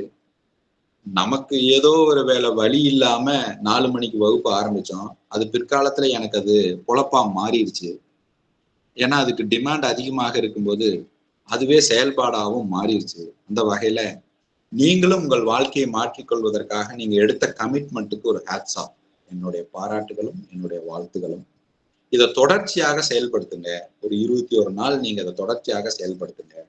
இப்ப இந்த அடுத்த 21 நாள் நீங்க சில விஷயங்களை தொடர்ச்சியா செய்யணும். என்னென்ன செய்யணும் அப்படின்னு சொல்றேன், கவனிச்சுக்கங்க. நம்பர் 1, அதாவது மொத்தமா நீங்க 5 ஜீவராசிகளுக்கு உணவு கொடுக்கணும். உங்க வீட்டுல கொஞ்சம் நாட்டு சக்கரை வச்சுக்கோங்க. நாட்டு சக்கரை இது வரைக்கும் நீங்க நாட்டு சக்கரை பயன்படுத்தலைன்னா தயவு செஞ்சு ஒயிட் சுகர்ல இருந்து நாட்டு சக்கரைக்கு மாறிடுங்க. அந்த நாட்டு சக்கரையிலையும் பல இடங்கள்ல குவாலிட்டி இல்லாம இருக்குது. பட் எங்கேயாவது கொஞ்சம் ஆக்கப்பூர்வமா எங்கேயாவது குவாலிட்டியா கிடைக்கிற நாட்டு சக்கரை கிடைச்சதுன்னா நாட்டு சக்கரைக்கு மாறிடுங்க. உங்க வீட்டுக்கு வெளியே ஒண்ணு காம்பவுண்டு மேல, இல்லைன்னா காம்பவுண்டுக்கு வெளியே, இல்லைன்னா உங்க வீட்டுல வாசல்ல தள்ளி கொஞ்சம் டெய்லி ஒரு நாட்டு சர்க்கரை எறும்புக்கு வைக்கணும். இந்த நாட்டு சர்க்கரை எறும்பு வந்து சாப்பிட்ற மாதிரி கொஞ்சமா நாட்டு சர்க்கரை எறும்புக்கு வைக்கணும். நம்பர் 2, பறவைகளுக்கு தண்ணியும் கொஞ்சம் அரிசியும் வைக்கலாம், அல்லது பறவைகளுக்கு ஏதோ ஒண்ணு வைக்கலாம். பறவைகளுக்கு உணவு, இந்த காம்பவுண்டு மேல பறவைகளுக்கு உணவு தண்ணி வைக்கணும். 3வது, நாய்க்கு பிஸ்கட் போடணும். உங்க வீட்டுல வளர்த்துற நாய்க்கு சாப்பாடே போடுறேன் அதெல்லாம் இல்ல, நீங்க யாருன்னே தெரியாத தெருவில் இருக்கிற ஒரு நாய்க்கு பிஸ்கட் போடணும். பிஸ்கட்டோ வரிக்கையோ போடணும். இது டெய்லியும் பண்ணணும். 4வது, ஒரு பசுவுக்கு பழம் கொடுக்கலாம், இல்ல அகத்திக்கீரை கொடுக்கலாம், இல்லைன்னா பசுவுக்கு உணவு கொடுக்கணும். 5வது, தினமும் ஒருத்தருக்கு, நீங்க யாராவது ஒருத்தருக்கு சாப்பாடு வாங்கி கொடுக்கணும், அன்னதானம் கொடுக்கணும். இல்ல நீங்க சாப்பாடு வாங்கி கொடுக்க முடியல, டெய்லி என்னால ஒரு 50 ரூபா செலவு பண்ண முடியலன்னா அட்லீஸ்ட் ஒரு டீ வாங்கி கொடுங்க யாருக்காதுன்னா. அந்த அதை செலவு பண்ண முடியாம இருக்கிறவங்க பாருங்க, பிரதர் என் கூட வர்ற நண்பர்களுக்கு டெய்லி நான் தாங்க டீயும் பண்ணும் வாங்கி தரேன், அதெல்லாம் இங்க கணக்குல சேராது. அதாவது உங்க அறிமுகத்துல இருக்கிறவங்களுக்கு நீங்க வாங்கி தர்றீங்களா, அதை சேராது. அது வந்து வாழ்க்கைக்கு கிடைக்குமா கிடைக்காதான்னு கேள்வியோட இருக்கிறவன் பாருங்க, ஒருத்தர் ரோட்ல இருப்பான் பாருங்க, அவனுக்கு நீங்க வாங்கி கொடுக்கணும். அப்போ ஒரு டீயோ ஒரு பன்னோ, ஒரு 10 ரூபாய்க்கு டீ வாங்கி கொடுத்தாலும் சரி, ஒரு 5 ரூபாய்க்கு நீங்க பன்னு வாங்கி கொடுத்தாலும் சரி, அது கணக்குல சரி. அப்ப இந்த 5 ஜீவராசிகளுக்கு தினமும் நீங்கள் உணவு கொடுக்கணும். எறும்புக்கு நாட்டு சர்க்கரை வைக்கணும், பறவைகளுக்கு உணவும் தண்ணியும் வைக்கணும், நாய்க்கு பிஸ்கட் போடணும் அல்லது வரிக்கி போடலாம், என்ன வேணுமோ அதை நீங்க பண்ணுங்க. சாப்பாடு கூட போடலாம், தப்பு இல்லை. நீங்க பசுவுக்கு ஒண்ணு பழம் கொடுக்கலாம், இல்லைன்னா அகத்திக்கீரை கொடுக்கலாம். 5வது, ஒரு நபருக்கு நீங்கள் அன்னதானம் பண்ணணும். இந்த 5 விஷயத்த 21 நாளும் தொடர்ச்சியா பண்ணணும், மிஸ் ஆகாம பண்ணணும். ஒரு நாள் கூட மிஸ் ஆகாம பண்ணணும். 21வது நாளுக்கு அப்புறம் உங்களுடைய விருப்பம். ஆனா எங்களுடைய வேண்டுகோள், இதை தொடர்ச்சியா செய்வது எவ்வளவு முக்கியங்கிறது கிளைமேக்ஸ்ல நான் சொல்லுவேன். 2வது கண்டிஷன், இது ஃபர்ஸ்ட் கண்டிஷன். 2வது கண்டிஷன், இந்த வகுப்பு முடிகிற வரைக்கும், 21 நாள் வகுப்பு முடிகிற வரைக்கும் நீங்க சாப்பிட்ற பிளேட்டை உங்க வீட்டுக்குள்ள நீங்க தான் கழுவணும். You should wash your plates. நீங்கள் உணவு சாப்பிடுகின்ற பிளேட்ஸை நீங்க தான் வாஷ் பண்ணணும். Condition number 2. கண்டிஷன் நம்பர் 3, உங்களுடைய டாய்லெட்ஸை நீங்க கண்டிப்பா கிளீன் பண்ணணும். நீங்க யூஸ் பண்ணி முடிச்ச உடனே உங்க டாய்லெட்ஸை நீங்க கட்டாயம் கிளீன் பண்ண வேண்டும். கண்டிஷன் நம்பர் 4, உங்களுடைய துணிகளை முடிஞ்சா நீங்களே துவைக்க பாருங்க. இந்த 21 நாள் வாஷிங் மிஷின் இருந்ததுன்னா உங்களுடைய துணிகளை நீங்களே துவைக்க முயற்சி பண்ணுங்க. இல்ல அந்த அளவுக்கு கொஞ்சம் பிஸியா இருந்தீங்கன்னா பரவாயில்ல, பட் அட்லீஸ்ட் வீக்லி ஒன்ஸ் பண்ண முடியுமான்னு பாருங்க. பட் உங்களுடைய கிளாத்ஸை நீங்க வாஷ் பண்ணணுங்கிற அந்த ரெஸ்பான்சிபிலிட்டியை எடுத்துக்கோங்க. கண்டிஷன் நம்பர் 5, உங்களுடைய உணவை அட்லீஸ்ட் ஒரு வேளையாவது நீங்களே சமைக்கிறதுக்கு உண்டான முயற்சியையும் பண்ணுங்க. ஒரு வேளையாவது அட்லீஸ்ட் டிஃபனோ அல்லது பிரேக்ஃபாஸ்டோ ஏதோ ஒன்று, இல்லை முடியலன்னா சண்டே வீக்லி ஒன்ஸ் உங்களுடைய உணவை நீங்க சமைத்து சாப்பிடணும். இது அட்லீஸ்ட் சண்டே ஒரு நாளாவது பண்ணுங்க. சண்டேல ஏதோ ஒரு நாள் ஒரு வேலை இதை இம்ப்ளிமெண்ட் பண்ணுங்க. சரி, இதுக்குள்ள என்ன இருக்கு? இதுக்குள்ள ஒரு பெரிய ஒரு சூட்சம் இருக்கு. ஏன்னா இது எல்லாமே உங்களுடைய பழக்கத்தை ஷேப் பண்றதுக்கான ஒரு ப்ராக்டிஸ், உங்க ஹேபிட்டை ஷேப் பண்றதுக்கான ப்ராக்டிஸ். இது பின்னாடி இருக்கிற சூட்சமத்தை நான் கிளைமேக்ஸ்ல சொல்லுவேன். ஏன் இதை நம்ம செய்யறோம், இதனால நம்மளுடைய மனதுல என்ன மாற்றங்கள் நடக்குது, நமக்குள்ள என்ன செல்ஃப் சேஞ்ச் நடக்குது, இது நம்மளுடைய லைஃப்னுடைய அப்லிஃப்ட்டுக்கு பெட்டர்மெண்ட்டுக்கு எப்படி ஹெல்ப் பண்ணுது அப்படிங்கிற விஷயத்த நான் வந்து கிளைமேக்ஸ்ல உங்களுக்கு நான் சொல்றேன். ஸோ இந்த கண்டிஷன்ஸை நீங்க கண்டிப்பா ஃபாலோ பண்ணணும். நாங்க வீட்டுல வந்து பார்க்க போறது இல்லை, நீங்க செஞ்சீங்களான்னு நாங்க கேட்போம். நீங்க செஞ்சீங்கன்னு சொன்னீங்கன்னா அதைத்தான் நாங்க நம்ப போறோம். பட் கூடுமான அளவுக்கு மறைக்காதீங்க. செய்யலைன்னா செய்யலைன்னு அக்செப்ட் பண்ணிக்கோங்க, செஞ்சீங்கன்னா செஞ்சேன்னு சொல்லுங்க. பட் கூடுமான அளவுக்கு இந்த அசைன்மெண்ட்ஸை செய்ய பாருங்க. ரைட்? ஸோ இந்த கண்டிஷன்ஸோட இன்றைய நிகழ்வு நிறைவுக்கு வருதுகள். உங்களுடைய கேள்விகளை நீங்க முன்வைக்கலாம். சில பேர் வந்து விருப்பப்பட்டு வந்திருப்பீங்க, சில பேர் வந்து ஆர்வத்துல வந்திருப்பீங்க, சில பேர் வேற வழி இல்லாம வந்திருப்பீங்க. ஐயா இவரு நான் இது வகுப்பு அட்டன் பண்ணலன்னா பேச மாட்டேன்னு சொல்லிட்டாருங்க அப்படின்னு கட்டாயப்படுத்தி கூட நீங்க சில பேர் வந்திருக்கலாம். பட் உங்க மேல அவங்களுக்கு மிகுந்த அக்கறை இருப்பதனால மட்டும்தான் இந்த வகுப்புக்கு அவங்களை கட்டாயப்படுத்தி இருக்கிறாங்கிறது 21 நாள் நிகழ்வினுடைய முடிவுல உங்களுக்கு தெரியும். ஏன்னு கேட்டீங்கன்னா, இன்னைக்கு எத்தனையோ பேர் இந்த உலகத்துல இருக்கிறாங்க. நைட்டு தூங்குறவன் விடிய காலையில 3 லட்சம் பேர் கண் முழிக்கிறது இல்லைன்னு WHO சொல்லுது. அப்படிப்பட்ட சூழ்நிலையில நாம இன்னைக்கு உயிரோட இருக்கிறோம் அப்படின்னா சந்தோஷம் தானே. நான் கண் முழிச்சு பார்த்தா உயிரோட இருக்கிறேன், வலது பக்கம் பார்த்தா என் குழந்தை உயிரோட இருக்குது, இடது பக்கம் பார்த்தா என் மனைவி உயிரோட இருக்கிறா, நான் எந்திரிச்சு நடந்து வேலை செய்யறதுக்கு என்னுடைய உடம்பு ஆரோக்கியமாக இருக்குது, போனஸ் தானுங்க. அப்போ ஒவ்வொரு நாளும் எனக்கு இது கிடைத்திருக்கக்கூடிய மிகப்பெரிய இந்த ஒரு வாய்ப்பை நான் பயன்படுத்தி கொள்ள வேண்டாமா? அப்போ என்னுடைய வாய்ப்பை நான் பயன்படுத்தி கொள்வதுதான் என் வாழ்க்கை எனக்கு அமைகிறதே தவிர, யாரோ ஒருத்தர் ஹெல்ப் பண்ணா என் வாழ்க்கை நல்லா இருக்கும், யாரோ ஒருத்தர் என்னை புரிஞ்சுக்கிட்டாங்கன்னா என் லைஃப் நல்லா இருக்கும், யாரோ ஒருத்தர் என் கூட சப்போர்ட்டிவா இருந்தாங்கன்னா நல்லா இருக்கும்னா அது புரிதல்களை இருக்கக்கூடிய அறியாமைங்கிறது தயவு செஞ்சு புரிஞ்சுக்கணும். நாம இங்க பிறந்திருக்கிறது யாரோ ஒருத்தர் ஹெல்ப் பண்ணி என் வாழ்க்கையை நல்லா வாழணுங்கிறது அல்லங்க. நாமளே நம்ம வாழ்க்கையை பெட்டரா வாழ்வதற்குண்டான தன்மை நமக்குள்ள இருக்கிறதுனாலதான் நாம மனிதர்களாக பிறந்திருக்கிறோம். இல்லைன்னா விலங்குகளா இருந்திருக்கலாம், இல்லைன்னா இயற்கையில கல்லாவோ மரமா இருந்திருக்கலாம். அப்ப தன்னுடைய வாழ்க்கையை சுயமாக மேம்படுத்தி கொள்ளக்கூடிய அற்புதமான பிறப்பு இந்த மானிட பிறப்பு. அதனாலதான் பகுத்தறிவுன்னு ஒண்ணு இருக்கு. சுயமா சிந்திக்கிற அறிவை இறைவன் நமக்கு கொடுத்திருக்கிறான். இறைவனோ இயற்கையோ நீங்க எதுன்னு நினைக்கிறீங்களோ அது கொடுத்துருக்கு. அப்போ உங்களுக்குள்ள நான் தெரியப்படுத்த வேண்டியது, உங்களுடைய சிந்தனையும் உங்களுடைய சுதந்திரமும் உங்களிடம் வைத்துக் கொள்ளுங்கள், இன்னொருவரிடம் அடமானம் வைத்து விடாதீர்கள். நான் மீண்டும் குறிப்பிடுகிறேன், அரையங்குறையமாக இருக்கிற ஜோதிடரையோ அரையங்குறையமாக இருக்கிற சாமியாரையோ நம்பி உங்க வாழ்க்கையை தயவு செஞ்சு அடமானம் வச்சிடாதீங்க. உங்க வாழ்க்கையை உங்களை விட மிகச் சிறப்பாக வாழ்வதற்கு வழிகாட்ட வேற யாருனாலையும் முடியாது. அவ்வளவுதான். அப்போ உங்க சிந்தனையை மேம்படுத்திக் கொள்வதற்குண்டான அனுபவ பகிர்தல் மட்டும்தான் இந்த நிகழ்வு. இதை ஒரு வாய்ப்பா பாருங்க. உங்களை எல்லாம் சந்திப்பதற்கு எனக்கு வாய்ப்பு கிடைத்தது என் தாய் தந்தையருடைய பாக்கியமாக நான் பார்க்கிறேன். உங்களுடையோ இந்த விஷயத்தை இந்த பகிர்ந்து கொள்ளக்கூடிய வாய்ப்பு எனக்கு கிடைத்ததற்கு இந்த இயற்கைக்கு, இன்றைய கணத்திற்கு, இந்த பிரபஞ்சத்திற்கு நான் மனதார என்னுடைய நன்றியை நான் வெளிப்படுத்திக் கொள்கிறேன். அப்போ ஒவ்வொரு நாளும் ஒவ்வொரு கணமும் நமக்கு மிக அற்புதமான ஒரு வாய்ப்பு. அதை செயல்படுத்துவதற்கு என்னிடம் நான் இன்னும் மாற்றிக்கொள்ள வேண்டிய விஷயம் என்ன? இந்த 3 ஞானம் நான் அப்ளை பண்றேனான்னு பாத்துக்கோங்க. கேள்வி ஞானம் அப்ளை பண்றேனா, சுய சிந்தனை ஞானம் அப்ளை பண்றேனா, அனுபவ ஞானம் அப்ளை பண்றேனா, இது 3 மஸ்ட். ஒவ்வொரு நாளும் இதை நீங்க டெஸ்ட் பண்ணுங்க. கேள்வி ஞானம், கேள்வி கேட்டு ஞானத்தை வளர்த்துக்கிட்டேனா, சுயமா சிந்திச்சு ஒரு விஷயத்த செயல்படுத்திக்கிட்டேனா, என்னுடைய அனுபவத்துல முற்கால அனுபவம், தற்கால சிந்தனை, எதிர்கால விளைவு. முற்காலத்துல நடந்ததை அனுபவமாக எடுத்துக்கணும், தற்காலத்துல இருக்கிறத சிந்தனையில வச்சுக்கணும், எதிர்காலத்துல வரக்கூடிய விளைவுகளை சிந்தித்து நீங்க முடிவெடுக்கணும். அப்படி நீங்க முடிவெடுக்கும் போது உங்களுடைய வாழ்க்கை மிகவும் பேரானந்தமான வாழ்க்கையாக இருக்கும். அப்ப நாம இங்க யாருமே கடன்ல கஷ்டப்படணுங்கிறதுக்காக இறைவன் நம்மளை படைக்கல, கணவனோடு மனைவியோடு துக்கத்தோட வாழணுங்கிறதுக்காகவும் நம்மளை இயற்கை படைக்கல, தொழில்ல நம்ம வளரக்கூடாதுன்னு இயற்கை நான் நினைக்கல, ஆரோக்கியமாக நம்ம இருக்கக்கூடாதுன்னு நம்மளை சுத்தி இருக்கிறவங்க நினைக்கல, சமுதாயத்துல நாம ஒரு நல்ல பேரோட இருக்கக்கூடாதுன்னு வேற யாரும் நினைக்கல. ஆனால் இது அத்தனையும் நாம நினைச்சா மட்டும்தான் முடியும்.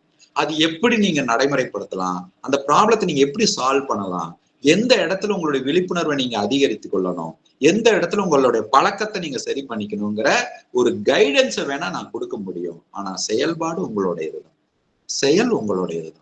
உங்க செயலை பொறுத்து மட்டும்தான் உங்களுக்கு விளைவே தவிர, யாராவது உங்ககிட்ட ஐயா நீ இந்த வகுப்புக்கு வந்தாலே உங்க கடன் அடைஞ்சிரும், இந்த வகுப்புக்கு வந்தாலே உங்க மனைவி பிரிஞ்சு போன மனைவி வந்துருவாங்க, இந்த வகுப்புக்கு வந்தாலே பிரிஞ்சு போன கணவர் வந்துருவாருன்னு சொல்லியிருந்தாங்கன்னா அவங்க என் மேல இருக்கிற பாசத்துலதான் சொல்லியிருப்பாங்க.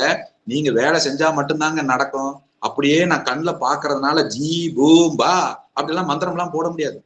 எந்த விதமான மந்திரத்துல எல்லாம் வாழ்க்கை மாறுறதில்லை.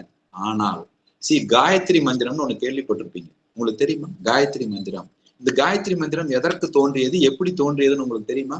இந்த காயத்ரி மந்திரத்தை படிச்சா எல்லாம் நல்லபடியாக நடக்கும்னு சில பேர் சொல்லி நீங்க கேள்விப்பட்டிருப்பீங்க.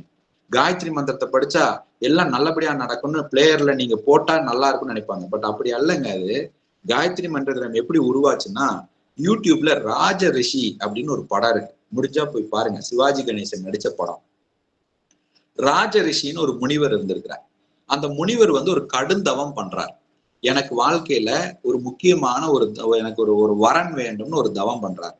அப்போ அவர் உட்கார்ந்து தவம் பண்ற இடத்துல பூச்சி இதெல்லாம் அவருக்கு கடிச்சு ரத்தம் எல்லாம் வருது.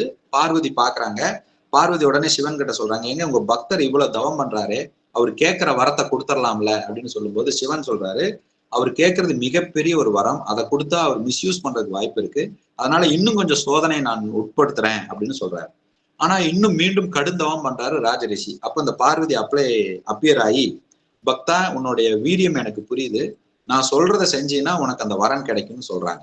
அவங்க என்ன பண்றாங்க, ஒரு கோயில்ல போய் விளக்கேத்து அப்படின்னு சொல்றாங்க. உடனே ரொம்ப நன்றி தாயே அப்படின்னு சொல்லிட்டு இவரும் போய் ஒரு கோயிலுக்கு போய் பாக்குறாரு. அந்த கோயில விளக்கு மிகப்பெரிய உயரத்துக்கு, அந்த கோயிலினுடைய உயரத்துக்கு அந்த விளக்கு இருக்கு. அவ்வளவு பெரிய விளக்குக்கு திரிக்கு எங்க போறது? அவ்வளவு பெரிய விளக்குக்கு எண்ணெய்க்கு எங்கிருந்து போறது? அப்ப அவர் பண்றாரு, அந்த கோயிலையே சுத்தி சுத்தி வரும்போது தனக்குள்ள இருக்கக்கூடிய சிந்தனையை மேம்படுத்துறதுக்கு ஒரு வார்த்தைகளால ஒரு பாடல் ஒண்ணு பாடுறாரு. அந்த பாடலை பாடி முடிக்கும் போது அந்த விளக்கு மேல அவர் படுத்துக்கிட்டு தலை ஒரு திரியாகவும், வலது கை ஒரு திரியாகவும், இடது கை ஒரு திரியாகவும், கால் ஒரு திரியாகவும், இந்த கால் ஒரு திரியாகவும் தன்னையே எரிக்கிறார். அதாவது எனக்கு ஒரு விஷயம் வேணும், எனக்கு ஒரு விஷயம் நடக்கணும் அப்படின்னா தன்னையே முழுமையாக கொடுக்கின்ற கமிட்மெண்ட் ஒண்ணு இருக்கும்போதுதான் அந்த காரியம் நடக்கிறது.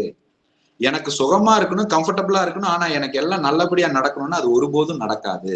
எனக்கு ஒரு காரியம் நடக்கணும் என்றால் தன்னையே அர்ப்பணிக்கின்ற கமிட்மெண்ட் இருக்குதா? அப்போ உடனே சிவன் அப்பியர் ஆகி, பக்தா இந்த காரியத்தை செயல்படுத்துவதற்கு நீ உன்னையே எரிக்க தயாரான இல்லையா, இப்போ உனக்கு இந்த வரம் கொடுக்கப்படும். இப்படி இந்த அளவுக்கு ஒரு கமிட்மெண்ட்னால நீ பாடின பாடல் இனி இன்று முதல் காயத்ரி மந்திரம் என்று அழைக்கப்படும் அப்படின்னு சொன்னாங்க. அப்ப வெறும் காயத்ரி மந்திரத்துல டேப்பர் கார்டுல போடுறதுனால கமிட்மெண்ட் வராதுங்க. காயத்ரி மந்திரம்ங்கிற சொல்வது எதற்காகனா ஒரு காரியத்தை உங்களுக்குள் அடைவதற்குண்டான கமிட்மெண்ட் இருக்குதா, கன்சிஸ்டன்டான கமிட்டடா இருக்கிறீங்களா? இனிமேல் நான் 3:30 மணிக்கு எந்திரிச்சு 4 மணிக்கு இந்த 21 நாள் வகுப்புல தொடர்ச்சியாக வருவேங்கிற கமிட்மெண்ட் இருக்குதா? என் வாழ்க்கையில இந்த 5 வகையான பிரச்சனைகளும் தீர்வு எனக்குள்ளதான் இருக்குதுன்னு தெரிஞ்சிருச்சு, அதை தெரிஞ்சு கொள்ள முயற்சியில நான் தொடர்ச்சியாக ஈடுபடுவேன் அப்படிங்கிற கமிட்மெண்ட் இருக்குதா? அப்ப அந்த கமிட்மெண்ட்டுக்காக வந்ததுதாங்க காயத்ரி மந்திரம். வெறும் காயத்ரி மந்திரத்தை வார்த்தையில நீங்க பிராணம் பண்றதுனால மட்டும் உங்க வாழ்க்கை மாறிடாதுங்க. செயல் செஞ்சா மட்டும்தாங்க மாறும். நீங்க அப்படியே இந்த 1 மணி நேரமோ 1.5 மணி நேரமோ அப்படியே காதுல தேன் பாயற மாதிரி இருக்கும். இந்த 5:30 மணிக்கு நீங்க இந்த சிஸ்டத்தை க்ளோஸ் பண்ண உடனே அங்க இருக்கும், இதுக்கெல்லாம் ஒரு குறைச்சலும் இல்லை, ஆனா நீ இந்த போனை தூக்கிட்டு உட்காந்துக்க, உனக்கு வேற பொழப்பே இல்லைன்னு வீட்டுக்குள்ள இருந்து ஒரு வாய்ஸ் வரும். நீங்க எங்கேயும் அப்செட் ஆயிடக்கூடாது. பேசுபவர்கள் பேசிக்கொண்டே இருக்கட்டும், சொல்பவர்கள் சொல்லிக்கொண்டே இருக்கட்டும். உணர்ச்சி வசப்பற்றாதீங்க. கொஞ்சம் காலம் போகட்டும். இது வரைக்கும் எப்படியோ என்னென்னமோ நம்ம முயற்சி பண்ணணும். இப்போ ஒரு விஷயத்த கிடைச்சிருக்குது, அதை நம்ம முழுமையாக நடைமுறைப்படுத்துவோம். ஒவ்வொரு நாளும் இதை செயல்படுத்தி நம்மளுடைய வாழ்க்கையை மாற்றிக்கொள்வோம். ரைட்டுங்களா? ரொம்ப சந்தோஷம். உங்களை எல்லாம் இந்த நிகழ்வு வாயிலாக உங்களை சந்திக்கிறதுல ரொம்ப சந்தோஷம். எப்பவுமே நாங்க ஜூம்ல தான் நடத்துவோம் அந்த வகுப்பு. பட் டெக்னிக்கலி எங்களுக்கு சில இஷ்யூஸ் இருக்கு, அதை இன்னும் ரிசால்வ் பண்ண முடியல. அதனால கூகுள் மீட்ல நடக்குதுங்க. இது எப்ப வேணா ஜூமுக்கு மாறலாம். பட் ஒன்ஸ் அது ஜூம்ல மாறும் பொழுது நீங்க எல்லாருமே ஜூமுக்கும் தயாராக இருந்துக்காங்க. உங்க மொபைல் போன்ஸ்ல ஜூமுக்கும் தயாரா இருந்துக்காங்க, இந்த கூகுள் மீட்டுக்கும் நீங்க தயாரா இருந்துக்கங்க. Due to some technical reasons எங்களால ஜூம்ல இந்த மாதம் பயணிக்க முடியல. But we are trying to resolve the ப்ராப்ளம்ங்க. ஸோ அந்த வகையில இன்றைய ரெக்கார்டிங்ஸும் உங்களுக்கு ஃபர்தராக வழங்கப்படும். இந்த வகுப்பு உங்களுக்கு பிடித்திருந்ததுன்னா, நீங்க நினைச்சது மாதிரி இருந்ததுனாலோ, அல்லது இது எனக்கு சரியாக இருக்குன்னு விருப்பப்பட்டீங்கனாலோ உங்களுடைய நண்பர்களுக்கு நீங்க ரெஃபர் பண்ணலாம். இன்னொரு 3 நாளைக்கு புது நபர்கள் அனுமதிக்கப்படுவார்கள். அதாவது 5வது நாள் தீட்சை அப்படிங்கிற ஒரு நிகழ்வு இருக்கும். அது வரைக்கும் புது நபர்கள் அனுமதிக்கப்படுவார்கள். 5வது நாள் தீட்சைக்கு அப்புறம் புது நபர்கள் அனுமதிக்கப்பட மாட்டார்கள். அவர்கள் அடுத்த பேட்ச்ல தான் ஜாயின் பண்ற மாதிரி இருக்கும். இந்த வகையில இது உங்களுக்கு திருப்தியை அளித்தது என்றால் உங்களுடைய நண்பர்களிடம் நீங்கள் அதை பகிருங்க. உங்கள் உறவினர்கள் யாருக்கு இது பிரயோஜனமா இருக்குமோ அவர்களுக்கு நீங்க பகிருங்க. ரொம்ப சந்தோஷம், ரொம்ப மகிழ்ச்சி. இப்ப கேள்வி பதிலுக்கான நேரம் இருக்கு. எந்த கேள்வி வேணா நீங்க கேட்கலாம். உங்க சந்தேகங்கள் இருந்தா நீங்க கேட்கலாம். அதே போல உங்களுடைய அனுபவத்தையும் நீங்க பகிர்ந்து கொள்ளலாம். என்ன நினைச்சு வந்தீங்க, நீங்க நினைச்சது என்ன, இந்த வகுப்புல உங்களுக்கு கிடைச்சது என்ன அப்படிங்கிற அனுபவத்தையும் நீங்க பகிர்ந்து கொள்ளலாம். இப்ப ஹேண்ட் ரைஸ் பண்ணிருக்கிறவங்க நீங்க அன்மியூட் பண்ணிட்டு பேசலாம்.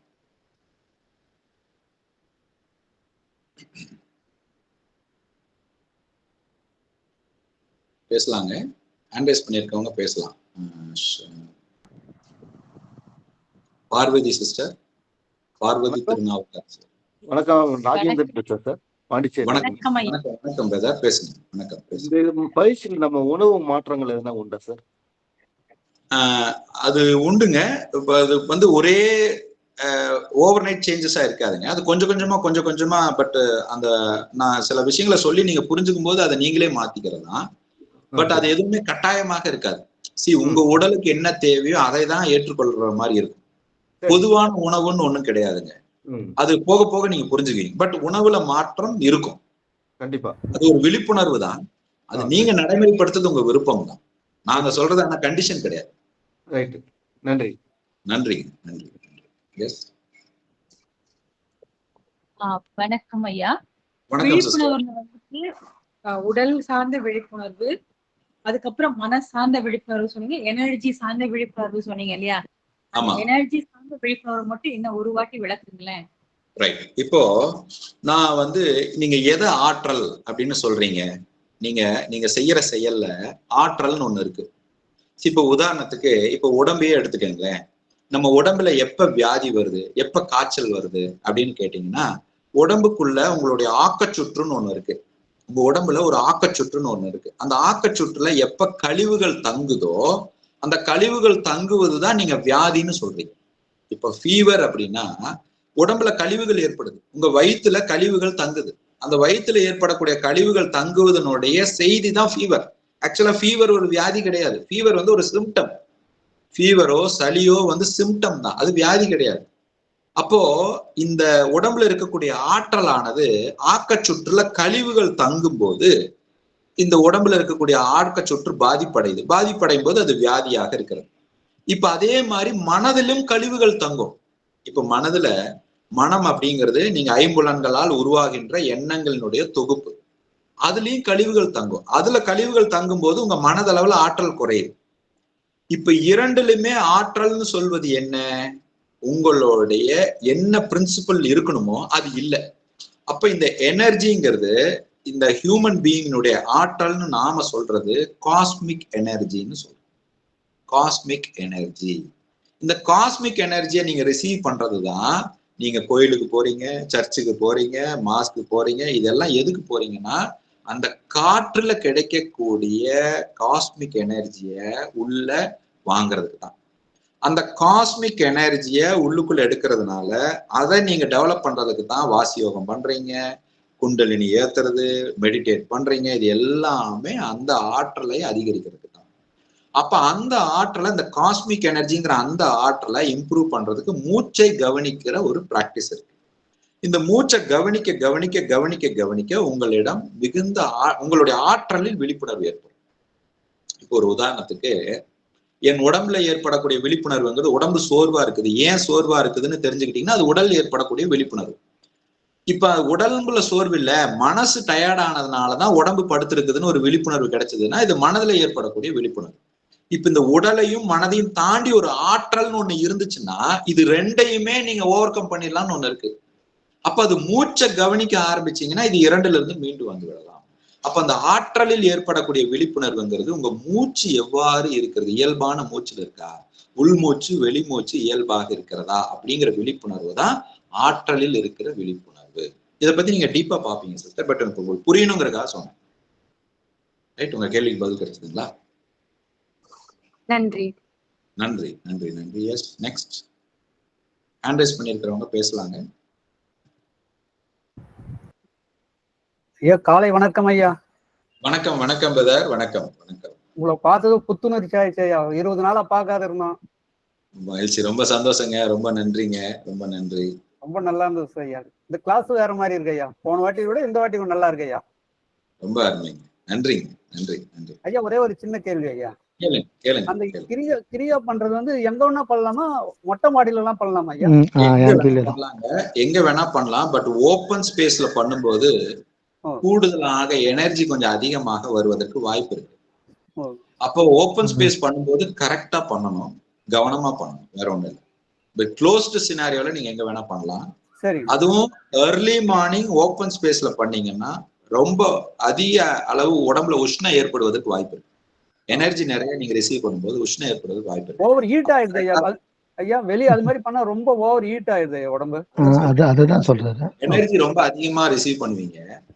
அப்போ உடம்புல இருக்கிற உஷ்ணம் அதிகமாக வெளிப்படும். அப்ப கரெக்டா கிளாத் எல்லாம் விரிச்சு சரியான அணுகுமுறையில பண்ணீங்கன்னா ஆனா ஓப்பன் ஸ்பேஸ்ல பண்ணலாம். பட் அது ரொம்ப கவனமா கேர்ஃபுல்லா பண்ணணும். அது நீங்க நேரடியாக என்கிட்ட தீட்சை வாங்காம அதை பண்ணாதீங்க. நேரடி வகுப்புல என்கிட்ட இப்ப நீங்க வாங்கிறதெல்லாம் ஆன்லைன் பயிற்சி முறை. நேரடி பயிற்சி வந்து ஜூன் மாதம் 7, 8, 9 வந்து ஊட்டியில நடக்குது. அந்த நேரடி வகுப்புல இந்த ப்ராசஸ நீங்க வாங்காம ஓப்பன் ஏரியால பண்ணாதீங்க. நன்றி ஐயா. நன்றி ஐயா. நீங்க பண்ணும்போது யோசித்தேன். அதுதான் கேட்கலாம்னு நினைச்சேன். அவரு சொல்லிட்டேன். Yes, next.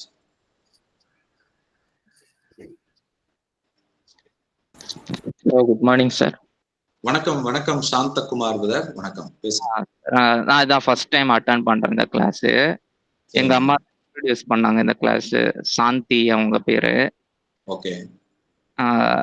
எனக்கு வந்து நான் ஒரு ஆர்ட் பேஷண்ட்டு. ஓகே. இப்போதைக்கு 3 years ஆகுது இது ஆப்ரேஷன் பண்ணி.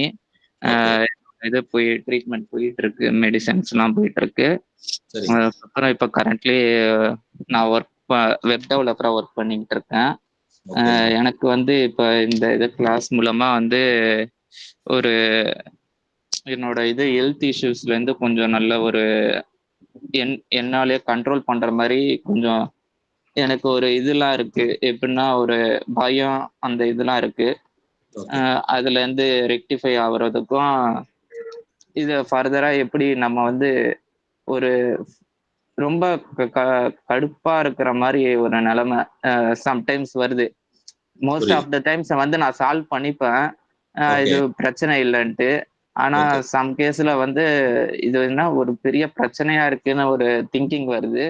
அதுக்கப்புறம் மனசுக்குள்ளேயே ஒரு நிறைய பிரச்சனை இருக்கு. கொஞ்சம் நல்லதா நினைப்போம், ஒரு விதமா கெட்டதாவும் பேட் திங்கிங்ஸ் வருது. இப்ப என் ஃப்ரெண்டு வந்து ஒரு நல்ல கம்பெனில ஒர்க் பண்றான் வச்சுக்கோங்கன்னா, அவனை வச்சு நான் பெருமைப்படுறான். ஆனாலும் ஒரு லிட்டில் பிட் ஒரு பொறாமை வருது, நம்மளால வர முடியலையே. இந்த மாதிரி பேட் ஹேபிட்ஸ் எல்லாம் இருக்கு. இதுல இருந்தும் இந்த இது மூலமா வந்து கிளியர் பண்ணணும்ட்டு விரும்புறேன். அம்மா தான் வந்து எனக்கு ரொம்ப நாளா மார்க்கெட் பண்ணிக்கிட்டே இருந்தாங்க. இந்த கிளாஸ் வந்து அட்டன் பண்ணு, சரி நான் அட்டன் பண்றேன், நான் பாதி காசு போடுறேன் உனக்கு அப்படின்னாங்க. சரி வேணாம், நான் உங்களுக்காண்டி நான் முழு காசு நானே போட்டு அட்டன் பண்றேன் அப்படின்னு சொல்லியிருக்கேன். இது நல்லபடியா போவோம்னு நினைக்கிறேன். எனக்கு இந்த ஃபர்ஸ்ட் கிளாஸ் வந்து எனக்கு ரொம்ப பிடிச்சிருக்கு. Very good, very good. Santhakumar brother, நான் உங்களுக்கு ஒரு சின்ன ஒரு விஷயத்த சொல்றேன். நான் வந்துங்க ஒரு மாசத்துல ஒரு 15 நாள் 20 நாள் பிபின்னு சொல்லி ஹாஸ்பிட்டல்ல கிடக்குற ஆளுங்க முன்னாடி எல்லாம் பயங்கர ஒரு டென்ஷனு, பயங்கர ஒரு ப்ரெஷர் அப்படியெல்லாம் இருந்தேன். பட் உங்களுக்கு நான் சொல்ல வர்ற ஒரே ஒரு சின்ன ஒரு உதாரணம் மட்டும் சொல்றேன். நாம வந்து எங்கேயாவது வெளியே கிளம்பும் போது ஒரு நண்பன் வருவான், டே மாப்பிள்ள என்னடா ஒரு மாதிரி டல்லா இருக்கிறேன், ஏதாவது உடம்பு சரியில்லையா அப்படின்னு கேட்பான். நான் இல்லடா நான் நல்லா தான்டா இருக்கேன். கொஞ்ச தூரம் போனோன்னா இன்னொருத்த வருவான், டே மச்சான் ரொம்ப டல்லா இருக்கியே, ஏதோ உடம்புக்கு ஏதாவது சரியில்லையா அப்படின்னு கேட்பான். இல்லையாடா நான் நல்லா தான்டா இருக்கேன். மூணாவதா ஒருத்தன் வருவான், டே மாப்பிள்ள என்னடா ஒரு மாதிரியா இருக்கிற. 4வது தடவை ஒருத்தன் கேட்கும் போது உண்மையிலேயே நமக்கு டவுட் வந்துடும், ஓஹோ எனக்கு உடம்பு சரியில்லை போல இருக்குது அப்படின்னு. இப்ப பாருங்க, அவங்க எனக்கு உடம்பு நல்லா இருக்குதா நல்லா இல்லையாங்கிறத அவங்க முடிவு பண்ணணுமா இல்ல நான் முடிவு பண்ணணுமா? அப்போ நம்ம மனம் அவங்க கொடுக்குற வார்த்தையில ரொம்ப வீக்காக இருக்குதுங்கிறத தான் இங்க புரிஞ்சுக்கணுமே தவிர, உண்மையிலே எனக்கு உடம்பு சரியில்லைங்கிறத யார் சொல்லணும்? நான் தானே சொல்லணும். அப்ப இங்க தெளிவு எங்க ஏற்படுது அப்படின்னு கேட்டீங்கன்னா, என்ன மாதிரியான புறச்சூழ்நிலையிலிருந்து வரக்கூடிய விஷயத்துக்கு நான் அதிக கவனத்தை கொடுக்கறனோ அங்கதான் பிரச்சனை இருக்கு.